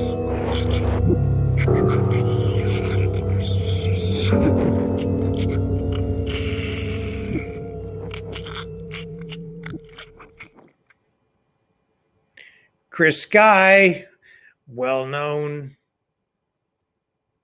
Canadian political figure now, well-known in particular throughout the freedom movement in Canada, now a Toronto mayoral candidate. He was on this program last week and in Toronto today, kicking off his mayoral campaign, April 3rd. And true to his word, he's making his mark. Had a rally in Toronto, had pretty good turnout. Here's the way it was going down. This was Greg Wycliffe shooting this stuff. Here we go. For very good reason. But you know who they do trust? They trust us because we've been there through thick and thin, no matter what, doing the right thing every step of the way. And we're going to continue to do that when we take the reins of this city as mayor. Yeah. We have the most fiscally responsible administration that we have ever seen. The size and scope of government will shrink, and the size and scope of your freedom and financial will increase. Yeah. There's going to be something for everyone in our government. And when we reshape Toronto in the way it needs to be, we are going to set the example for the rest of Canada and the United States and further to follow us.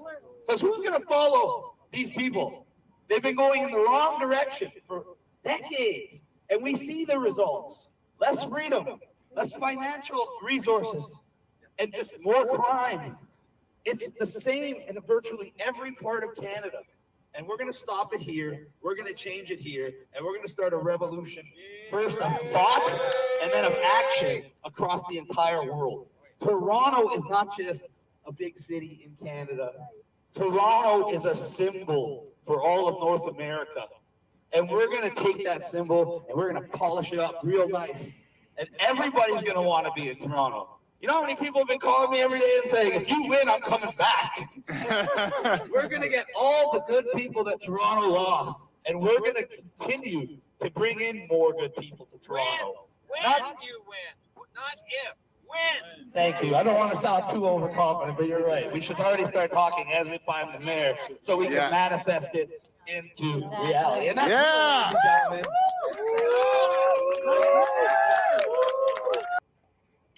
And there's Chris Sky kicking off his campaign in Toronto. It's a by-election because normally we wouldn't be having a mayoral election or a municipal election in Ontario, Canada, and certainly not in Toronto, except that the sitting mayor, John Tory, resigned because of a scandal involving an affair that he had with a staffer. So that left a vacancy. Chris Sky is one of many candidates running. We've mentioned the other candidates on this program before. Mainstream media has been trying to ignore him, ignore his candidacy up until today. But I think it's all been formalized now. And so it will be very difficult, if not impossible, for them to ignore him. And as I said the other night, I think he actually has a pretty good chance because the vote is going to be split so much. The left wing vote will be split so much among all the other candidates that he'll pick up everything else and he'll have a real shot at this. The thing is, I'm not sure how the issues or his recognition will play out. I think he's very charismatic. He does have good name recognition already, so he does have a real shot at it. But I always try to gauge where people's minds are at on issues and what they're being exposed to. And over the weekend, as I was with my family, I was asking other family members who are not really that dialed into the news that much, what kind of things they were being exposed to on social media. And I was asking them questions about some of the key issues that we speak about here virtually every night and that are prominent on other freedom-oriented live streams, blogs, issues explored by vloggers. And there were a few of the key issues that my relatives were not even aware of, let alone being exposed to on a daily basis. So that might be a bit of an issue for Chris Sky because some of the issues that his base are focused on are not issues that people, I think, in other areas of the political spectrum, I don't think that they're being exposed to it because of the way social media works. It's very easy to lose your perspective on the issues, on reality even, because you're bombarded within your bubble with information that social media companies want to feed you over and over and over again, while other people who are in other social media bubbles are getting none of that. I can't quite gauge at this point how that's all going to impact what's going on with his campaign, but it could be a factor. There could be, I could be giving more weight to his campaign than maybe is warranted a little bit because I'm thinking that other people maybe are aware of some of these issues that he's campaigning on, while actually, as he's campaigning and talking about some of these issues, based on my experience over the weekend, they might be looking at him saying, what is he even talking about? I don't even know what that is. And that sometimes is when people start to think about things in terms of conspiracies or conspiracy theories, because they just haven't heard, they're not aware. If you're ignorant on an issue, it might just sound like it's a bunch of gobbledygook, right? You don't know what it is the person is talking about, or that they even think that they're making it up. But he was kind of sticking to mainstream ideas and mainstream language in his speech there. And I think that's probably the right way to go. Plus, in his interview here, we were dealing with real issues, real Toronto issues, and he was well versed in them and had the answers to the questions that we were asking. So I was actually quite impressed that way. And if he is delivering information in that vein and that resonates with voters overall, again, I think he actually has a pretty good shot at actually winning that mayoral race in Toronto. A lot of people, even sort of close to the movement, have been saying to me, I don't think he can actually win, but I think he actually can. Just look at some of the other people that have been elected to office. When I interviewed Chris Sky, I have to give him huge credit. He was better versed on the issues than a lot of politicians that I have interviewed over the years who have actually been in power. And I'm talking about real issues, budget issues, infrastructure issues, social issues as they relate to Toronto, the local issues, the municipal issues. And if he wants to be the mayor, he needs to understand those things. And not only was he familiar with the issues, he also was familiar with the actual numbers as well. So I was actually very impressed with that. So again, hang on just a moment. I've got some video that I want to queue up and run for you, and I kind of want to get your opinion on it, actually. And you can comment on it in the chat here tonight. Maybe when we go to the phones, you can comment on it there too. But it's a video from China comparing China to the United States. And I'm just kind of curious to get your take on that. So don't go away. I'll have that for you when we come back. The New World Order. Government overreach. The Great Reset. Mainstream media lies. Now more than ever, independent voices are needed. Donate now at freedomreporters.com. That's freedomreporters.com. Maverick News. The antivirus program for your mind.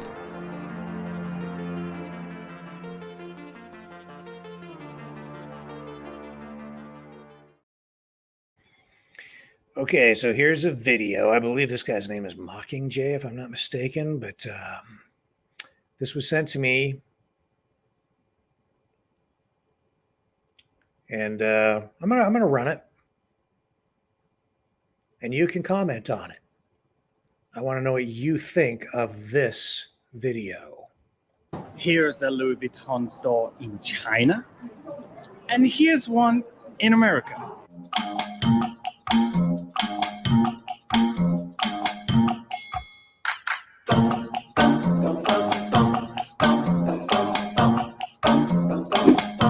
A jewelry store in China, now one in America.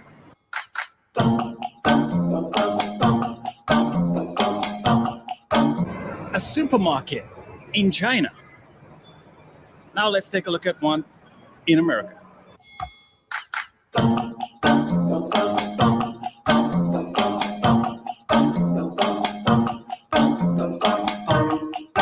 An Apple store in China and one in America.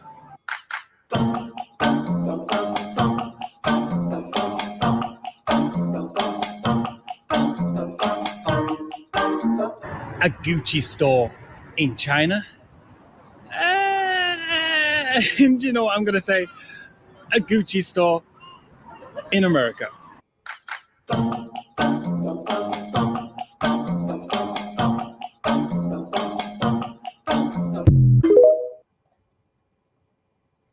Okay, I ran it. Now you get to comment. When we come back, don't go away.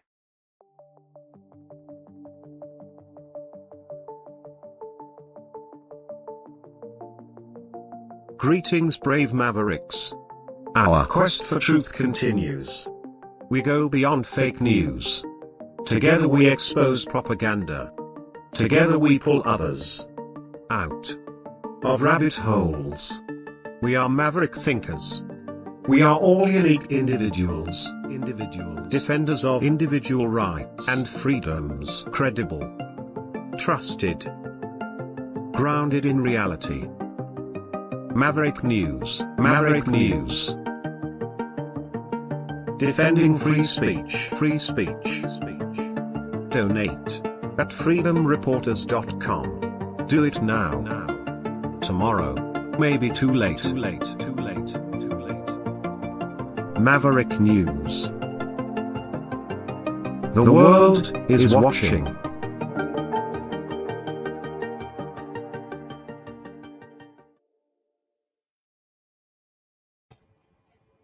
Okay, phone lines are ready to go. Connect this way.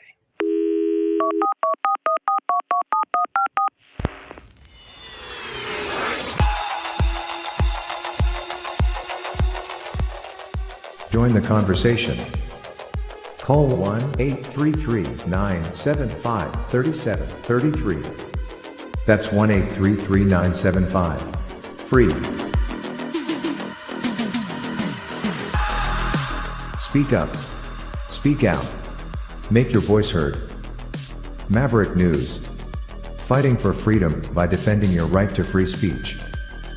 Be a Maverick. Join us.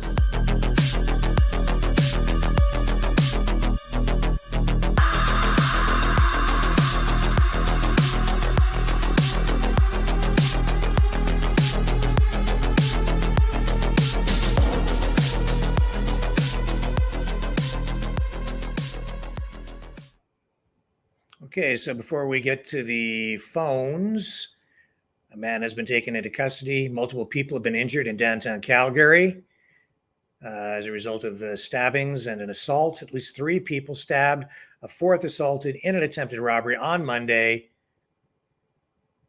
This with a flurry of violence in downtown Calgary. First incident took place at the corner of 7th Avenue and 4th Street around 12:45 this afternoon, when someone was stabbed. The victim then transported to hospital with a non-life-threatening injury. Then around 1:10 p.m. this afternoon, police arrested a man at the intersection of 8th Avenue Southeast and 4th Street following a confrontation with officers. And then police say at least 3 people were stabbed and another was assaulted while the man was trying to steal their purse in the area between 600 block of 5th Avenue Southwest and 400 block of 4th and 5th Avenue Southwest. The victims received a range of injuries, ranging from minor to serious. They're all in stable condition. Police are asking anyone that may have come into contact with the suspect during the time between 12:45 and 1:10 p.m.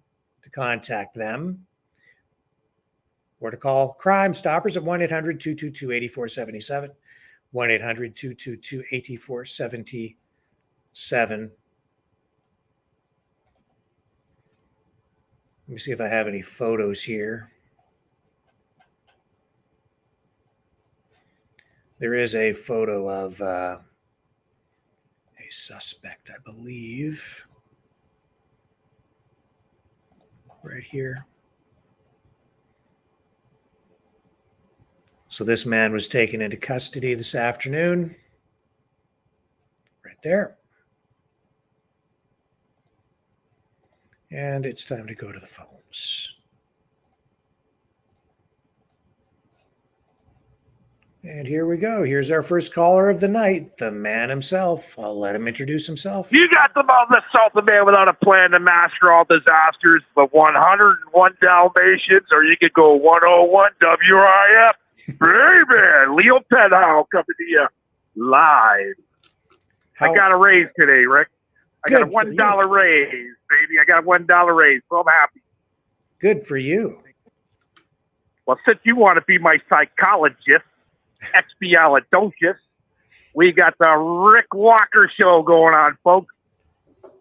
We're going to backtrack a little bit. The guy stabbing up people down in Calgary, 7th Avenue. I think that's Electric Light area, if I do recall. Okay, that's the shopping district down in Calgary. Not a rundown area, very nice, upscale. Got to have money to shop down in that neck of the woods. Expect more of this, okay, as we'll call it a pandemic, and that's the drugs that are people are using, and especially fentanyl. Now, to come down from fentanyl, because I've helped a few people try and come off of fentanyl, to come down off of fentanyl, you dehydrate from the inside out, okay? And diarrhea is one of the symptoms. Now, if they don't have the fentanyl, they shit their pants. And they die slowly. You die. Okay, you just don't quit cold turkey. You got to come Suboxone or whatever they give you. Okay, medically speaking, you're taking a chemical, plain and simple. Okay, so expect more of this. And as the government wants to legalize everything on the table, that being fentanyl, crystal meth, you name it, heroin, cocaine, it's not going to be for free, folks. These guys are still going to need their shit. So who's paying for it in the end? The poor citizens that are getting robbed and stabbed and beaten and murdered. So I'm not for it, and that's what the government's trying to sell, right? Especially in BC. I read in the paper the other day, the Toronto Sun, I think it was, about them wanting to legalize outright everything. And their legalization makes BC look like a joke. Yeah. Now, there's going to be a lot of shit that's going to happen along the way. Okay, and like I said, a lot of good, innocent people, hardworking people, are going to be caught in the middle of the crossfire. Now, as for the antagonistic, we'll call it the antagonistic junkie out there, either you shit your pants and die, or you rob people to get your fix. Simple. Expect a lot more of what's going on. As for that last video you showed prior to the Calgary one, yeah, China looks more civilized than the United States of America. Yeah. So interject, Rick. So overall, do you think that video was fair? Was that selective editing? Was that an accurate representation? Fair, unfair? I think it's fair and it's 100% accurate, because I'll tell you what, we know, you know, everybody knows, there's more cameras in China than there are people. Okay, so face recognition, they already have that. They had that for years, right? So they know you want to start shit in China. Okay, there's a cell for every one of you with a handful of rice in the corner waiting for you. Okay, they will lock you up. They'll do draconian things to you that are unheard of in North America. So that kind of keeps people at bay.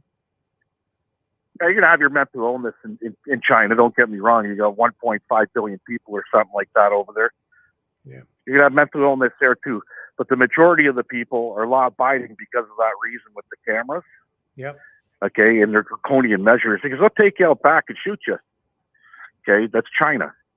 That's what China does, and we all know what China does, right?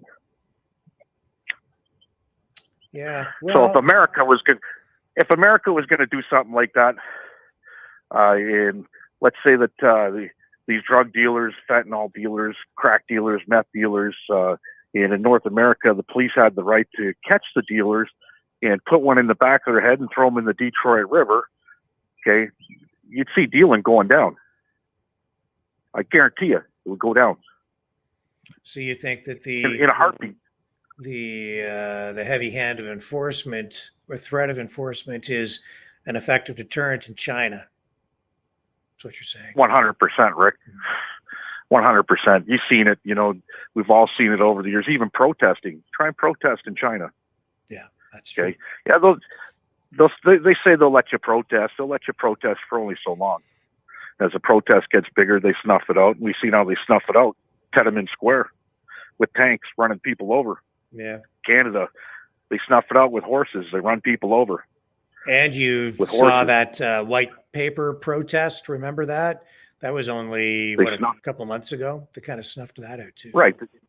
They snuffed that out. You don't hear anything about it anymore, right? That's the whole problem with the whole system. You know, you could try and try. They always got an out, and they'll go as far as to people going missing to get their outs, right? You look at the people that have uprised and tried to uprise the right way, peacefully. You know, people go missing in this world today for that kind of shit, right? Yeah. The government's heavy-handed, and it's not just our government. You know, it's the world governments. You know, our country's actually pretty good, even with the turd that's in there. And, you know, I know a lot of people watch this. Oh, no, listen, when people start going missing, okay, like they do down in Venezuela, they do in African countries, all over the world. Okay, look at Haiti. We're nowhere near that, and I hope we don't ever get to that. You know, Trudeau's days are numbered, folks. Plain and simple, they're numbered. That's true. I can't see him making the next election. So don't get so upset with it. Like a lot of people out there, oh, we got to have an uprising. We got to take them out. Listen, that don't even go that far. Yeah. Okay, because I'll tell you what's going to happen to you in the end. Okay, don't think for a second we don't have the cameras that China has. Okay, they have the spy satellites. They have it all, right? One phone call away is the Americans. And when something happens, believe me, they already know what's happening before it happens. It's wild. Okay, and through technology, and let it be the internet, the telephone, whatever, they're tracking everything everybody's saying. It's only a matter of time before they start tracking what you're thinking. Yeah. And I think that's why they want those chips in people's brains. Okay, so they can track what you're thinking before you do it. right? And they could snuff it out. So, you know, I'm not buying what everybody's saying, overthrow this, overthrow that. And I hear a lot of it even today. It's like Trudeau, if I'm not going to say it on here, but you know where I'm going with it, how far people want to go with Trudeau. Okay. It's not going to go that far. And I hope it don't go that far, because as shitty as he is, okay, nobody needs to go down that road. Okay. Because this is what happens. You're going to, if they can lock people up for innocent protesting and seize bank accounts, okay, all they got to say is that you're the big T. I'm not going to say the word. You know where I'm going. You're part of the big T movement. Okay, and if you're part of that big T movement, you're fucked. Okay, they'll lock you up and fucking throw away the key. And don't think that they can't in this country, because they do. And we just seen it with Tamara Lynch and all them. You know, misdemeanor charge of fucking protesting, no bail. She spent 30-something days in jail, no bail. Give me a break. Yeah. You know, when you got drug dealers and pimps and players and hustlers getting bail the next day for shootings and whatever else are the games that they're playing, right, in this country, they're getting bail the next day. Now, for something as malicious as protesting, wow, you know, that's a misdemeanor, and they'll lock you up. So under that new Bill C-18, there's going to come more laws and legislations, especially with the big T word that I'm talking about. So, you know, anybody that discusses that in their social platforms and their chats about joining a group, beware. You heard it from the mouth here. That's a fact. Yeah. And as for Trump, all smoke and mirrors, buddy, all smoke and mirrors. I liked when CBS said, look, there's nobody down on the tarmac greeting Mr. Trump. Wait a second, CBS. You weren't even on the tarmac. Now, there's a reason why you weren't on the tarmac, because nobody was allowed on the tarmac. That's right. Or it'd be another J6. Yes. Look at these people. They raided the, where was it? LaGuardia? Is that where he flew into? Yes. Or Yeah, that's JFK? exactly right. LaGuardia. Yeah. LaGuardia, okay? You just can't run up on a fucking tarmac, okay? That's federal property, by the way. That's no different from the J6, okay? And that's an airport. You just can't run up, thousands of you. Oh, yeah, we're greeting them, this and that. No. That's how you get clipped off very fast, okay? And so they weren't allowing people there, plain and simple, right? And CBS could play it off all they want. It was ridiculous, actually, that commentary, because it's like, and did you notice he wasn't fist pumping and waving? Well, who's he going to fist pump to and wave to? These are his. There's no. It's not a rally. You know? Exactly.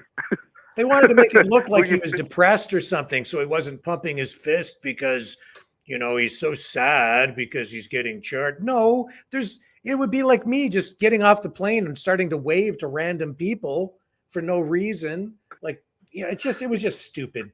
The media wasn't even there. Who are you fist pumping to? Exactly. You know, the only one did it look like Stormy Daniels got off the plane with him? Yeah, well, they were trying to say that was Melania. Maybe he was fist pumping her. Maybe he was fist pumping her at the 30,000 Mile High Club. Oh, well, I'm not going to comment on that. Oh, no, you know where I'm going with it. You won't get shut down for that one. But by the way, you know what? This is the 101st Dalmatians call, folks. Okay, you got it here from the mouth. Did my friend get back to you, Rick?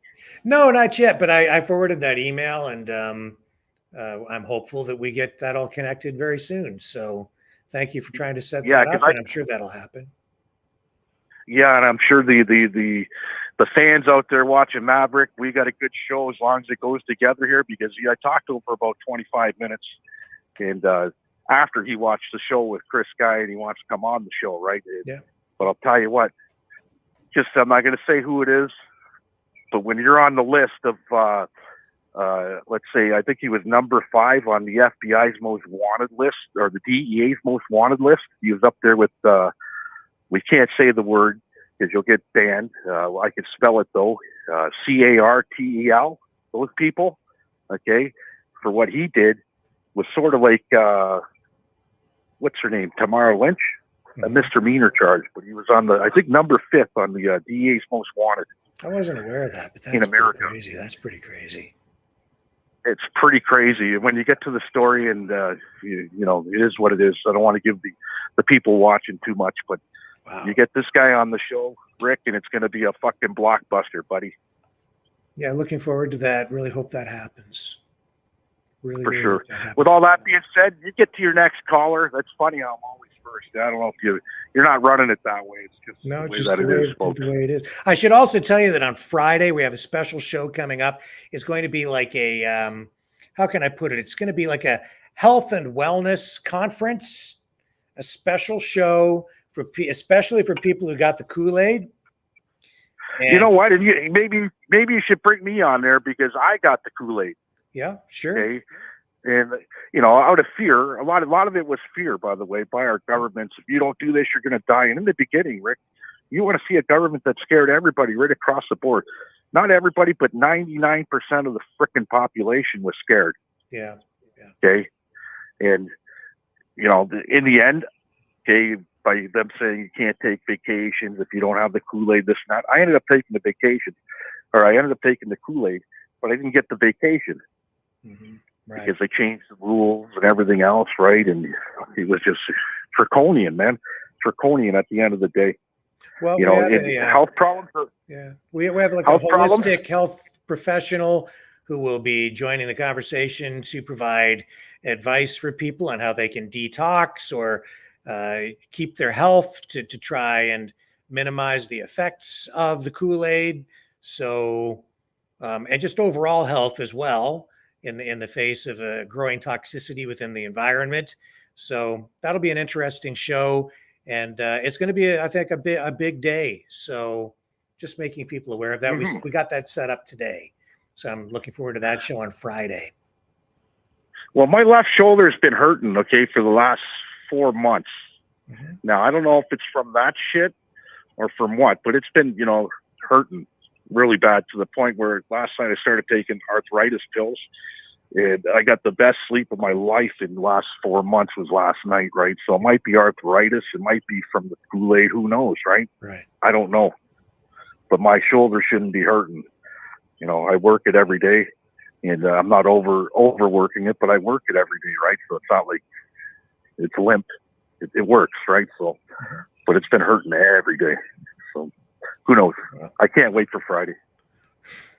Well, hang in there, my friend. And I look forward to getting that interview set up with you and our other good friend too.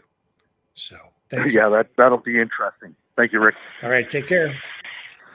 All right. Let's move on to our next caller. Who do we have on the line next?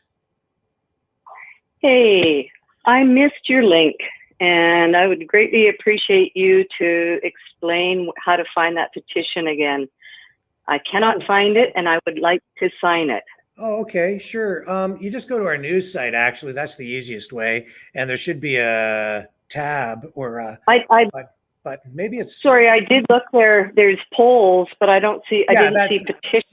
Maverick, that's the wrong site. Let me just check for you. Maverick.ca? Mavericknews.ca. Mavericknews.ca. Okay. Mavericknews.ca. Yeah, if you click on the news poll tab. News, okay. Okay. Take poll and donate. I don't see a petition. Maybe it's been taken down. Darn. Okay, I'll if get it's still active. I'll get it put back up in the next day or two. Okay. Or you know what? Maybe just let me check this one. Or maybe before you reload the show, put the link in the info because you're talking about it. And people will be re-watching the show anyways or whatever, and they'll be able to just click on YouTube link, for the link to sign it. It might be more effective that way. Here it is right here. I've got the link. It's maverickpetitions.com. I'll put it up here on the banner, and I'll put it in the link, the description for YouTube as well. Maverick Petitions. Yes. .com. Okay. Here's hoping I get it because I'd like to sign. It's actually .net, but .com will take you there. .com will take you there too. Okay, it's thinking about it. It'll While flip that's over to waiting to .net. load. It redirects. Okay, I might. Yeah, it's not going there. So hopefully, .com. It'll take you there. .net. It goes DNS could not be Yeah, found. it has to be .com because then it Okay. redirects to a longer .net URL.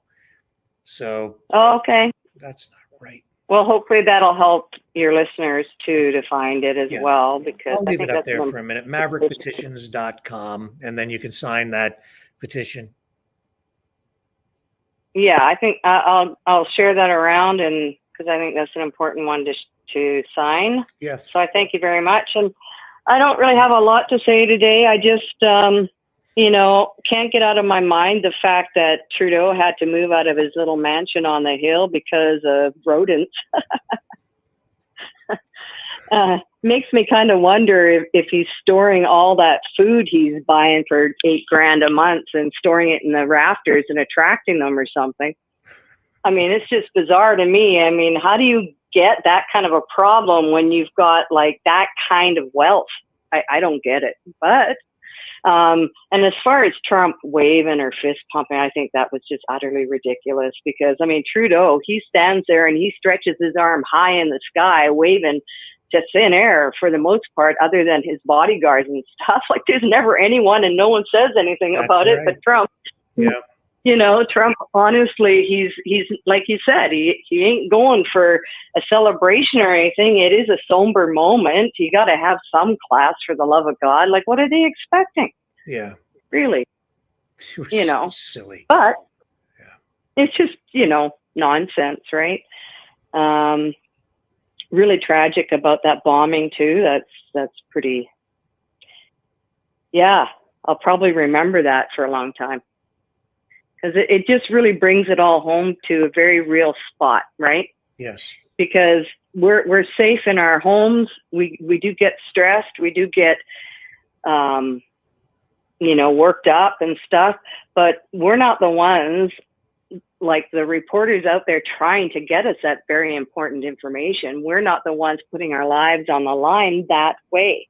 Exactly. Some, yes, might be in some ways risking things.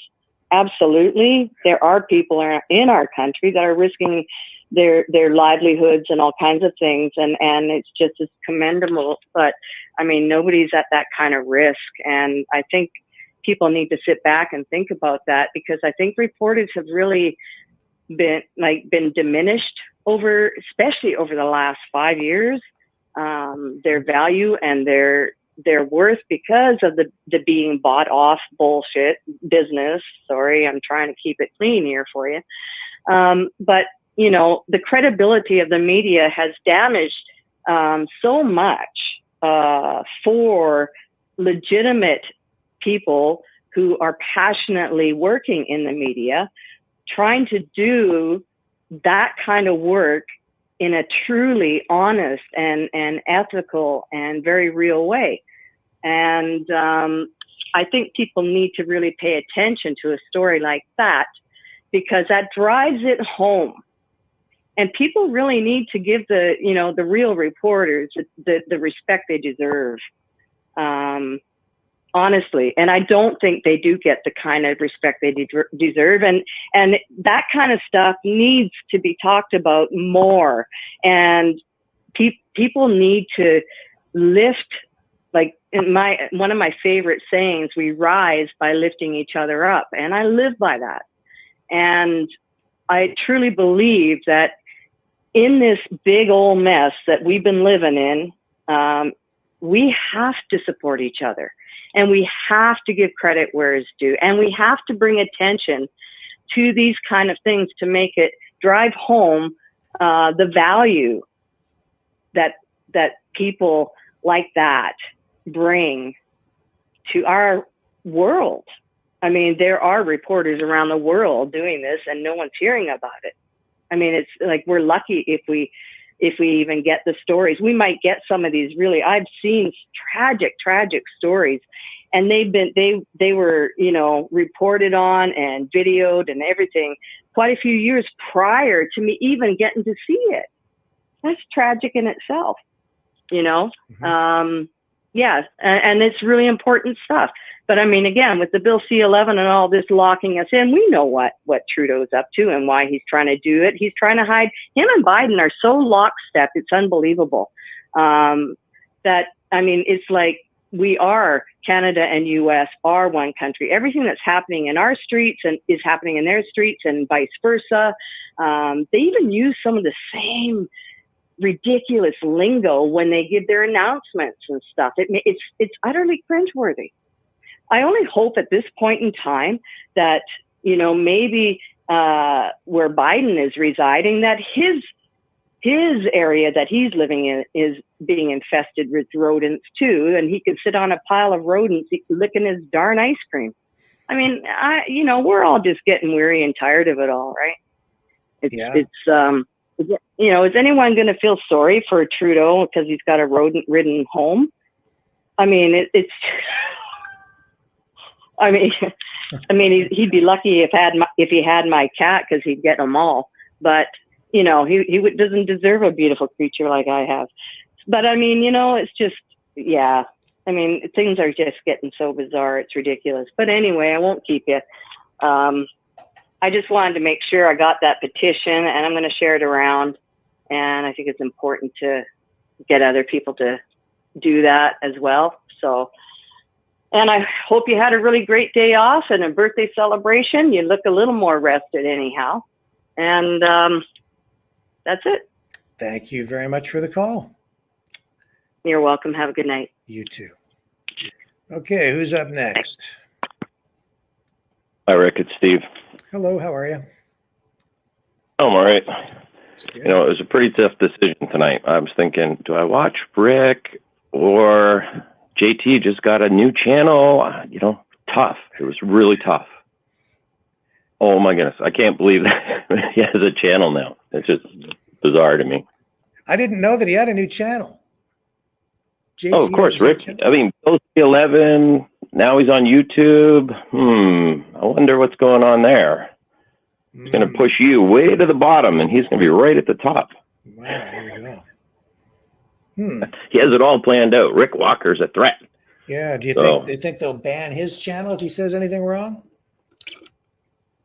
Well, believe it or not, actually, I had a little bit of time earlier today, and it was kind of news to me, but somebody was, there's been a whole bunch of complaints about his channel already. Apparently, people have been, I don't know how it works, but they're sending off complaints to YouTube saying that they've let a vile racist onto their channel or onto their platform, and somebody who competition in politics. And anyway, it was really funny. I can't remember where I saw it, but it was hilarious. All the complaints, they were pretty ingenious complaints. So, and they're all true. So, I mean, it was that much better. Well, I'm going to. Are you looking it up? I am trying to, but it actually doesn't come up in the search window for me. There's the government channel, but I'm not seeing his, I guess, new. Yeah, it's and he has 14,000 subscribers compared to how many does Polyev have? Like 140, I think. Yeah, Justin Trudeau. I mean, obviously he's trying to catch Polyev, but it'll be curious where Polyev ends up in the rankings when Bill C-11 gets passed or whatever. Maybe he'll get pushed down and Trudeau will get to the top. So. Yeah, well, there's the Justin Trudeau Prime Minister of Canada channel. Is that the channel you're referring to? To be honest, I never looked. Okay, I don't know. Well, anyway, that channel's been up for a while, but I'll check it out. I'll find out what's going on with it. I just know if you go to anybody who, I don't know. Well, actually, on YouTube, Mr. Sunshine Boy, I saw it in the suggested videos. He had something about it, so he's Canadian. I'm sure you won't have any hard time if you just did a general search and you'll get Canadian content back of people talking about it. Yeah, I did a search. Like when I looked, it didn't pop up, so it must not be that popular.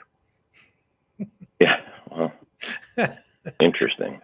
Anything else you want to talk about tonight? Yeah, actually, Chris Sky. It's already started. goes without saying, but today, seeing as how today is day one, there was a couple of reporters. I caught the 6 o'clock headlines and on the TV, and I caught the end of the previous news show. So they were talking about the mayoral candidates at the end of the one show, and then at the start of the other show, that's what they started with. And so they had reporters there, and of course they didn't talk to Chris, and as you know, he was there. And both of these reporters ended with Chris Sky's name, and the one referred to the fringe candidate, Chris Sky, and then the other, the 6 o'clock guy, he said prominent anti-vaxxer, and there was another term he used to describe him as well. And I'm like right off the hop, you're kind of, well, I consider that slander. To call him an anti-vaxxer, I think that's slander, because I have yet to see him say anything about other vaccines or anything other than this is bad for you being the current one. So I see where this is going, but he's good with social media, and there is so many fringe people supporting him. I hope he can rally up enough in number to get him in, because I think we need it. I mean, he's not a guy I would want to spend the whole afternoon with. I think he might be abrasive at times, but I totally appreciate what he's doing and what he's done. And I would spend that afternoon with him just out of curiosity, because he means well and is doing well. And again, I agree with you. The more candidates in the field to steal votes from the non-fringe would be great. Just to spread those far and thin, and let's get Chris in there. Yeah, so, you can see from this Toronto Star article that there's no picture of him. They have these other candidates, and they have their favorites, the ones they're deeming to be the front runners. So they'll try to. Did I learn this? Sorry, go ahead. I wonder if I learned this from you. I know that they used to have to give equal time, but now I think if they mention some, they have to mention the rest. Does that hold true with mayoral? All it runs? ever was is you're supposed to mention. You have to at least mention the names of the other candidates. Once you start reporting.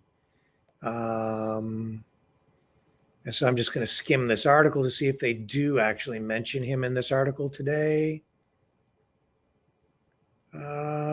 Mark Saunders, Mitzi Hunter, Mamalidi.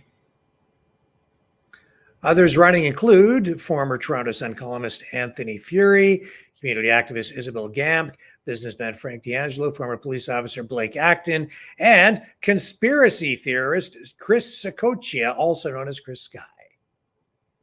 No. Does it really say? Yeah, conspiracy theorist is the way they. Oh, I hope he has a big legal team. And that's at the very end of the article. He's the last person mentioned, and in that way. And the other candidates vying for a spot include, who else do we have here? First out of the gate was former city councilor Rob Davis. Former Davenport councilor Anna Baleo. Paul Ainsley, Shelley Carroll, Chris Moisey. I hope I'm pronouncing these names correctly. I honestly don't know who some of these people are. Councilors Brad Bradford, Josh Matlow. I think I probably have them all covered off now. Oh yeah, Mark Saunders, the former police chief, he's running. So I would think that he would have a shot too. Credible. Apparently Ford has him. Sorry, what's that? Apparently Doug Ford. Apparently Doug Ford has an issue with him. Oh. I don't know what it is, but apparently he doesn't favor I can't even think of his name, that former police chief. But Mark anyway, Saunders, so I don't know what the issue would be that Doug has with him, but I've heard there is. And just briefly, going back to Rob Ford for a second, I paid a lot of attention to Rob Ford. And at first, I didn't think I was going to like him. But, you know, people have troubles. And in spite of his troubles, he did great things. He saved the city so much money. I mean, in the first year, what was it? $1.4 million in paper or something like that. And before that, he campaigned to give up $100,000 worth of perks that all the counselors got when he was a counselor. He said, I don't need all these perks. He says, I make good money doing this job. Yeah. I think all the counselors should give up this kind of thing. I don't know if you remember that, but he did a video where he went. Yeah. Yeah, we've run the video on the show for you. Yeah. So I really liked Rob Ford, and yet he had some troubles, and it only got compounded with the media. And well, as far as I'm concerned, the media is the one that put him in the grave in the long run. Mm-hmm. And I mean, I have a lot of maybe questions about his life, but I don't question his intent for the city. He loved that city as much as he loved himself, as near as I could tell, and he did whatever he could for it. And as far as I'm concerned, he died for his city. I really liked Rob Ford and appreciated that. So I just had to get that out. Okay. Well, thank you for calling. Anyway, I appreciate. Sorry, Rick? No, I said I appreciate you calling. It's always a pleasure. Okay. All right. Well, enjoy the rest of your evening, and thank you very much. Okay. Talk to you later. Take care. Bye-bye. And who do we have on the line here next? Hello, who's on the line? Hello. Hello, Pam. No, yes, it's Dom Pam calling. Hello. Hello, my dear. How are you? I'm well. How are you? Well, you're doing a lovely job as usual. Now, I just caught your show because I was out today running little errands. You know, we have to do that from time to time. And anyways, I just caught the end of your show, and I didn't see the part about rodents in the wonderful Mr. Trudeau's home. I can't believe it. But all I have to say is I've had the odd rodent in my home, but it's only when I've come back from vacation and didn't plug something off and just one and got it out to put it back outside. But you know, rodents generally, we went through a rat infestation in my strata unit, and they only generally populate homes when either no one is there and the home is vacant, or there's absolutely effing filth living within inside of it. And that's all I've got to say about that. Well, Filth, absolute filth. We know that their attempts to control a significant rodent infestation at the Prime Minister's official residence left so many carcasses within the walls and basement that serious questions were raised about the home's air quality. In newly released documents obtained by the National Post via an access to information request, National Capital Commission staff detailed numerous serious safety concerns about the deteriorating condition of 24 Sussex Drive, prompting the decision last fall to close the home and relocate staff still working at the official residence. There is an important. Yeah, well, I don't think he's even there anymore. But go on, please. I'm listening. Yeah, so the home was completed in 1896. 24 Sussex Drive is a 35-room, 4-floor mansion that has served as the Prime Minister's official residence since 1951, when Louis Saint Laurent moved in.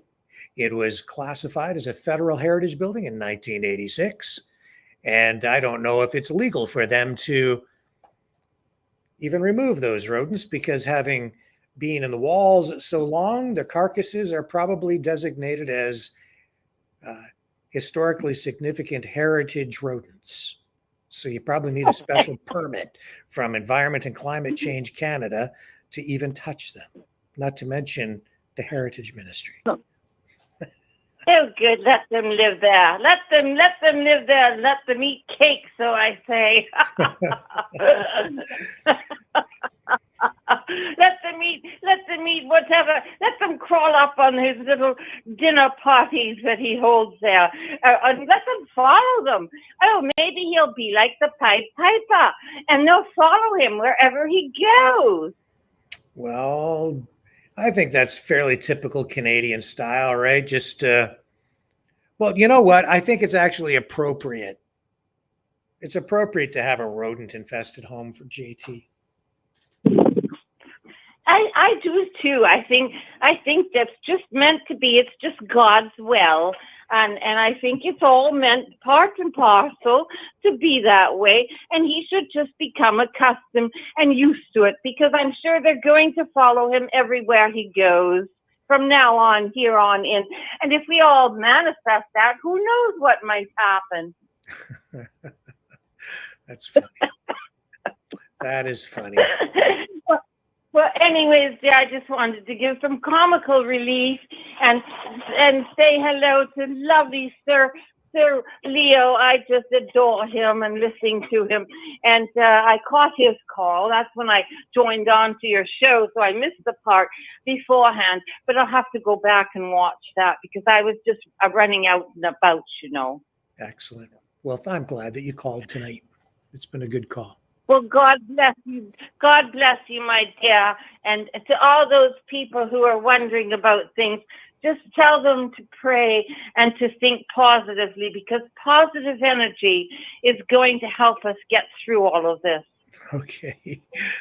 All right. I'm going to move on because Daryl wants to comment on the rodent problem too. Oh, good. I can hardly wait. Take care. Okay, Bye-bye. see ya. Toodaloo. Okay, go ahead. Let's talk rodents. Hey there, partner. How's it going? Great. What are you thinking? Okay. I'm living out in Stanley, New Brunswick right now. And I moved here going across Canada for veterans and homeless, moving from Alberta. And the old home I have was built back in 1889, I believe, or 1891. Yeah. And with that, what I've found is if you have raccoons and or weasels or even squirrels, they will actually help get rid of the rodents. Oh. I've actually got some video of that, different parts, where they actually help get rid of them. So if we need to start hiring squirrels and raccoons and whatnot, but yeah, keep up the good work. All right. Well, thank you. I appreciate the call. See, my problem is I do have the occasional mouse around my place, and I have squirrels too, so they don't seem to be helping much. But maybe I'll have I'll have a talk with those squirrels. Well, actually, the kicker, if you like a good mouse trap, it's called the Predator. And you don't need to put peanut butter and or whatever on. You can just put garlic juice on the trap itself, and that will actually attract the mice. Oh. Okay. And it's called the Predator? So, Predator? Predator, yes. It's actually quite an effective mouse trap, and I've disposed of quite a few, actually. I made a mouse trap out of a pail and a tin can and a metal rod. Have you ever seen those? Well, what you do is you take a 5-gallon pail, fill it half full of water. Yep. Put it on a 45-degree angle, and because the mice cannot negotiate the plastic, they can climb almost upside down like those secret squirrels, right? But what happens is they can't climb the plastic, and so once they don't see the water in the pail, yeah, they will actually take care of themselves that way. And it's quite effective and simple, and you're not spending money, unlike the old 1930s cartoons where they actually bring in these big special cages and they all trap them in there. And, you know what I'm saying? Yeah. Well, actually, here's an example of sort of the thing that I built. I'll just run this little video here, and yeah, I made this exact sort of thing for the. How to make 5-gallon a 5-gallon bucket mice trap? Super simple, super easy, and very effective. All the items you need is a 5-gallon bucket, a clothes hanger, a metal clothes hanger, or a good thick wire, either or. Oh, a drill with a drill bit, a pair of pliers, some peanut butter, and a peanut butter jar, or something else that you could find that would work. So I just get my 5-gallon bucket. Somebody should send this to Justin. And I drill. Hey, hole. my dog actually has the Near heart the top. of the shape of a heart on his paw. Uh-huh. On the right digit, and his name is D-Day. And coffee mugs will be available soon. Okay.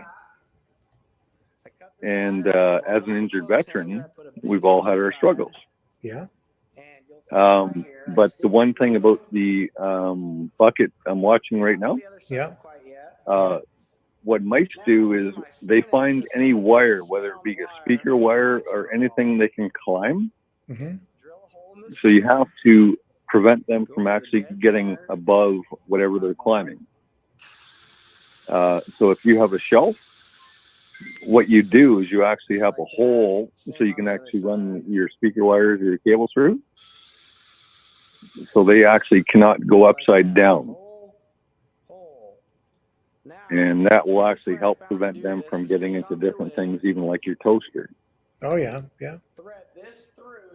A lot of people don't know that, but, you know, but it's a lot of different things. But no, we got to keep Justin from going upside down. But he's already done that, right?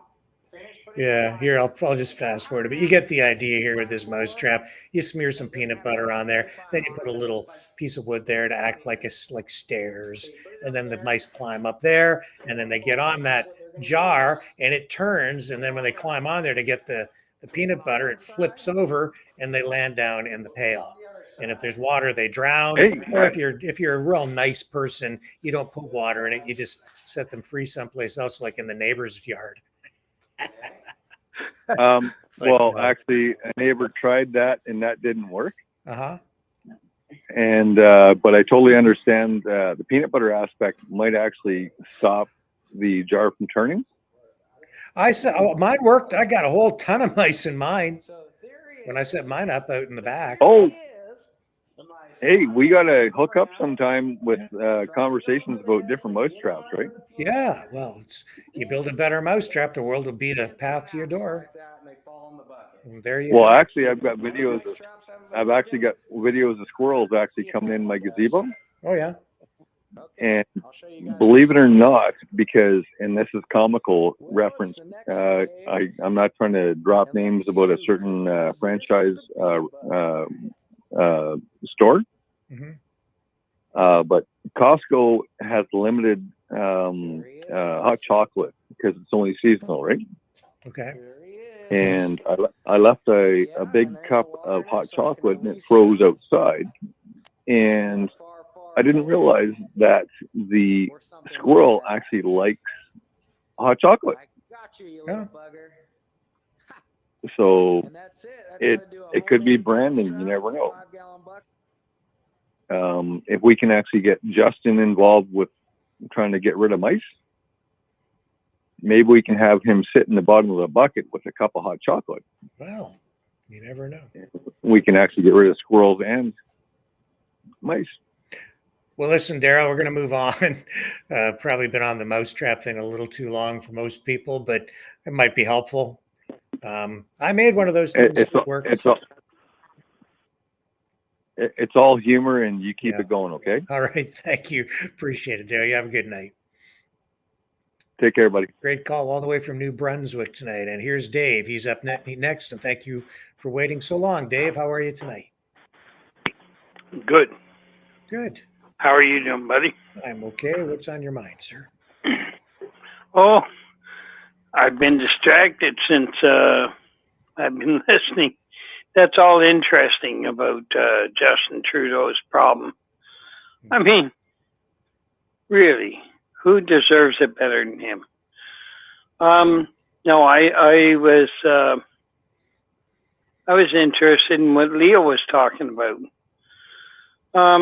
He's He's discussing people taking this Kool-Aid business. Yeah. And you're going to do a show on Friday, apparently? Yes. Well, that's interesting. I've been listening to people, and I'm trying not to say nothing. I mean, I didn't take it, and I never would from the beginning. I didn't believe in it, and I've been following your show. You were doing the. I don't know. Did it go on today? No. The citizens. Yeah, no, it's not on again. Firing? The 13th is the next day when it resumes. Oh, again. really? Yeah. Really? Mhm. I missed that. I'm sorry. That's okay. They did 3 days in Toronto, and now they've moved on, so it'll be the 13th is the next date. It was a great thing. I'm so disappointed. That's what I wanted to tell you was I am so disappointed in the amount of people that are not following this. This is so important. They are doing such a great job, and you're doing such a great job. I'm so disappointed that our whole country is not paying attention. And I don't just blame it on the government for detouring us. People need to wake up and pay attention. Yeah. This is very important. What these people are doing with this citizens, what do we call it? Citizens Inquiry. Alliance? Inquiry. National Citizens Inquiry. Everybody in Canada should be listening to this. It's unbelievable how much neglect they're getting. How much, I mean, you seem to be the only one covering it. I've done my research and I'm looking. Where is it? Nowhere. Yeah. The only place I can find it is with you. And then the other day, I'm watching you on YouTube. I mean, normally I watch on Facebook, but they cut you off right away. Yep. And then on YouTube, you got cut off. So I went to Rumble. Yep. And I'm watching it on Rumble. Yeah. Then I can't even find it. On Rumble? They're blocking us. Oh, yeah. Oh no, I found it on Rumble, but yeah. Why should I have to jump from this program to the other? Like, what's going on? These people are throwing up blockers every way. Oh, I never thought I'd see the day in this country. Rick, I mean, I know where you stand. I know what you're doing here, and that's why I support you. But I cannot understand how much resistance these people are putting up for free speech. This is it's incredible. It is. It's a sad, incredible. sad time. And I sympathize with you. I know where you're coming from, and you're fighting. You're fighting an uphill battle every day. We all are, my friend. We all are. I just want to tell you, I appreciate what you're doing, and I follow you. But shit, when they make it difficult to even follow you, that makes it really disturbing to me. I know they're screwing us over, but now I can't even listen to you. I have to go searching. Now I got to go to Rumble. Yeah. Oh, man, what the fuck's going on? Well, sir, anyway, thank you for calling. This thing with Leo called earlier. You know, Leo's pretty sharp. I appreciate him. I know he's younger and he's kind of half crazy. No, I think he's pretty stable. I think Leo's an okay. No, he's pretty crazy. I knew Leo reminds me of myself when I was young, but no, he's a little wild. And I give him all the credit in the world. But he's sharp, and I appreciate him. And I'm glad you allow Leo to present himself the way he is. And I'm glad to have you present yourself and in your program. That's all I want to say. I have nothing to add. I have no answers. I have more questions than I do answers, but you guys provide a little bit of insight every day. So keep up the good work. That's all I got to say. All right. Well, thank you. Take care, Dave. Talk to you Thank again you. soon. Thank you, Rick. You take care now. All right. Here's Mike. Hello, Mike. Hey, Rick. How you doing? I'm okay. What's up? Go ahead. Okay. For your last caller, what's going on? Basically, dude, they want you dead. You know, you're in the way. All right. The elites want you dead. We did what they wanted. We made all their stuff. They don't need us no more. So one way or another, they're going to get rid of us. But we got a real issue here in southern Manitoba and in southern Ontario, and it's coming. There was, not long ago, a toxic waste spillage, over 300,000 gallons of toxic waste. Might be from a nuclear plant. Not exactly sure. Then we just had another train derailment right around in the same area, which is very toxic. Mm-hmm. Mm-hmm. Are you still there? I can hear something. Hello? Hello? I don't know who's there. I can hear. Well, maybe we'll move on. Hello, who's on the line? This is Rob, Rick. How are you? Oh, I'm fine, sir. How are you? Oh, working like a dog. I've been trying to pin you down all week. I've been keeping up with most of your topics on what's going on. I heard earlier it's comedy hour. Is it comedy hour at the Rick Maverick show tonight? Well, we were talking about the mice and the walls at the Prime Minister's residence, where he has not been living, actually, because of all the repairs that are needed there. So the place is pretty run down, I guess. So I'll just try to give you a break from you. You look like a prize fighter to me in there, Rick. You know, just take a break, go to the corner, have some water, and sit down for a second, you know. I had actually 3 topics that I wanted to touch on with you because I've been keeping up with what's been going on. Yep. You know, one was the topic of the chemical spill up in Ohio. And an earlier show, I discussed oil spillage and chemical spills. But one was, I'll keep this short, was do you realize how many motor vehicles on the highway just inside the United States? I'm sorry, what was that? How many motor vehicles are on the highways just inside the United States? I don't know the number. I don't know. It's 262 million approximately. Okay. Vehicles in operation. That's not counting semi-trucks, boats, and planes. And you know, you're a car guy, so I felt like maybe Rick can relate to this. If you take one of those little 1.5 inch exhaust pipes that comes out of a car, and just so people can get a perspective of the amount of inches, I took it back to 150 million cars just to make the math kind of simpler.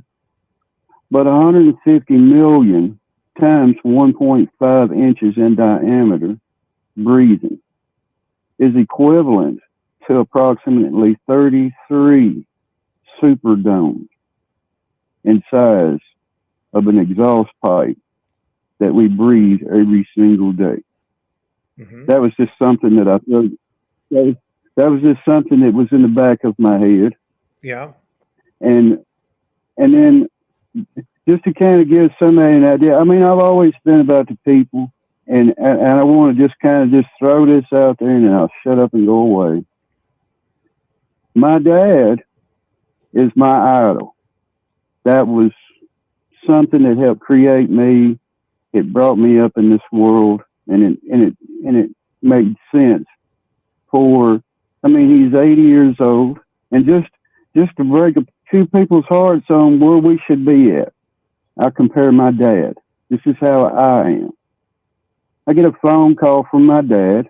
We have rental properties, Rick, and way over in another state, I'm not going to say which one, we had an older lady she had poor health, and it was asked to me 4.5, 5 years ago. Somebody asked me, says, well, what do you want to do? I said, well, let's just do this. It's a really nice home. It's in a college area. I said, I'll charge her $250 a month and she can take care of the utilities, which is astronomically cheap. My dad calls me today and yesterday, a matter of fact, and let me know. He says, you're going to look at me kind of bad when I say this. And I say, what do you mean? He says, the lady that's lived in the house hasn't paid her rent for over almost 4.5 years, Rick. And he was embarrassed because it's what we do. And I told him, I said, well, I suspected that's probably what would have been your thinking on that. And my thinking on it was just to just leave it alone. That's how we were raised. We should all be that way. If people need your help, you get your ass out there and you do what you got to. Sometimes in the world, Rick, you have to lose everything you have to understand what it is to have anything. Sure. And it's people like my dad that are my idol. It really is. And then my last comedy relief on it is I'm from the South of the United States, the very deep South, the heart of Dixie.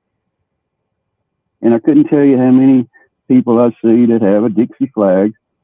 It's their flag. They can do as they want. But I can't tell you how many people have a Dixie flag in front of their house, and I'm nobody's fool. Some of that is backed with the racial thing. It's because, one, they have a Trump sign in their front yard. But it's the obvious. The clock's marching on. I need you to kind of just drill down, get right to the point, and give me a final comment because we're going to have to sign off. Okay. Well, the final comment on that was all of the hatred that was put towards Abraham Lincoln inside this United States. All of them absolutely failed to recognize that Abraham Lincoln ran as a Republican, and he was a Union leader in the federal military. What happened? But it's so far off base to know that people, if you walk up to an average person with certain signs in their yard and you bring up Abraham Lincoln, it's a hatred. But to have Donald Trump running under the same party is backwards. It's just a backwards thing, So I wish you luck with your show. Okay. You got all my support. Thank you. And it's like I see some things coming. I think I mentioned it to you the last time we spoke on this Trump thing. Yeah. I'm not a Trump hater.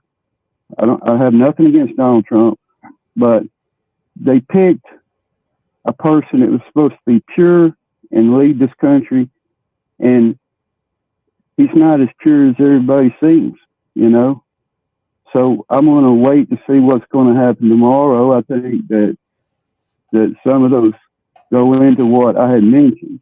It goes into state laws, corporation laws between states and businesses have absolutely nothing to do with government. So How could a federal government indict somebody for something that was done inside of a state territory? It was a legality. So that's well. Anyways, I don't want to tie you up, but just remember that anytime I see somebody with two signs in their yard, I think, well, you must have voted for Abraham Lincoln, because it's the same thing going on with Donald Trump. You know, they assassinated Lincoln, and they're gunning for Trump. I don't think it looks very good. I think that this stuff should be settled behind closed doors, and I think that they should let the people be free. You know, they work for us. We don't work for them, Rick. But I appreciate your time. Thank you. I appreciate the call. And that does that. So I will tell you that it is now just after 9 p.m. That's going to wrap things up for tonight. I know that we had some other callers in the queue. I'm sorry that we're not going to be able to get to them tonight. But we have reached the end of our broadcast evening. So we will be back tomorrow night, 6 p.m. Eastern Standard Time. If you have not liked, shared, and subscribed, please consider doing that. Really helps out the channel a lot. Please subscribe on Rumble. In fact, I think what we may be doing is doing a little bit more exclusive broadcasting over on the other platforms instead of just on YouTube, so that we can continue to build and help cultivate that success that we're experiencing on these other platforms. We're back over on Odyssey as well. We weren't broadcasting on there for a while, but I have reestablished our feed to Odyssey. So we're on there. We're on Rumble. Please like and share on Facebook. We do have a substantial audience over there as well. YouTube, we're still hanging in there. Building every day, getting new subscribers. The numbers keep on building. So that's always good too, but I don't have a lot of faith that the YouTube thing is gonna continue in the long term. So we're going to be addressing that in the weeks ahead. And don't forget that we do have that special broadcast Friday dealing with the people who got the jab, or maybe you're just interested in learning about holistic health and what you can do to keep yourself healthy in an increasingly toxic environment. So that'll be a big show. It'll be like a health conference of sorts, and you get to take part. So looking forward to that. Also tomorrow, big show, an important show lined up. It deals with the MK Ultra mind control experiments. There were people who were subjected to those experiments in Canada, and there is a class action lawsuit that is before the courts. And we have the daughter of one of the people who was a victim of those experiments in Canada. And she will be joining us on the program, or at least she's supposed to tomorrow night. I'm confident that that will happen. She will be talking to us about the lawsuit and the impact that those experiments had on her and her family. It's a really big story. It's very real, but it is so strange that a lot of people think it's some sort of a conspiracy theory. And that's extremely unfortunate, because the people who went through that, the people who are affected by that, all of those stakeholders, they really do need help. And they are deserving of compensation, in my opinion. The U.S. government is arguing that they deserve complete immunity for anything that happened in Canada, because the plaintiffs should really be filing their complaint in the United States.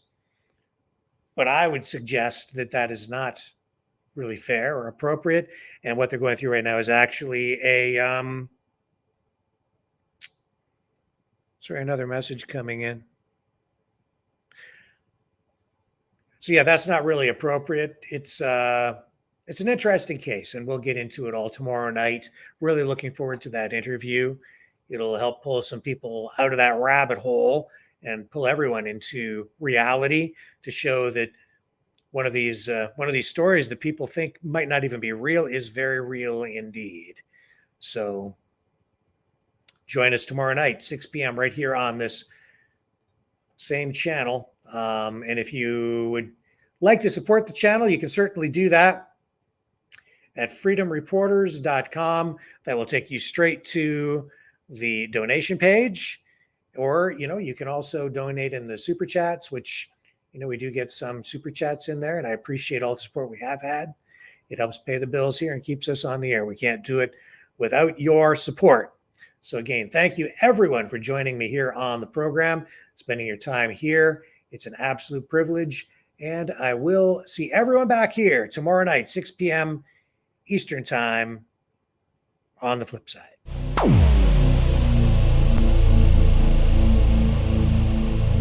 This has been a Maverick Multimedia production.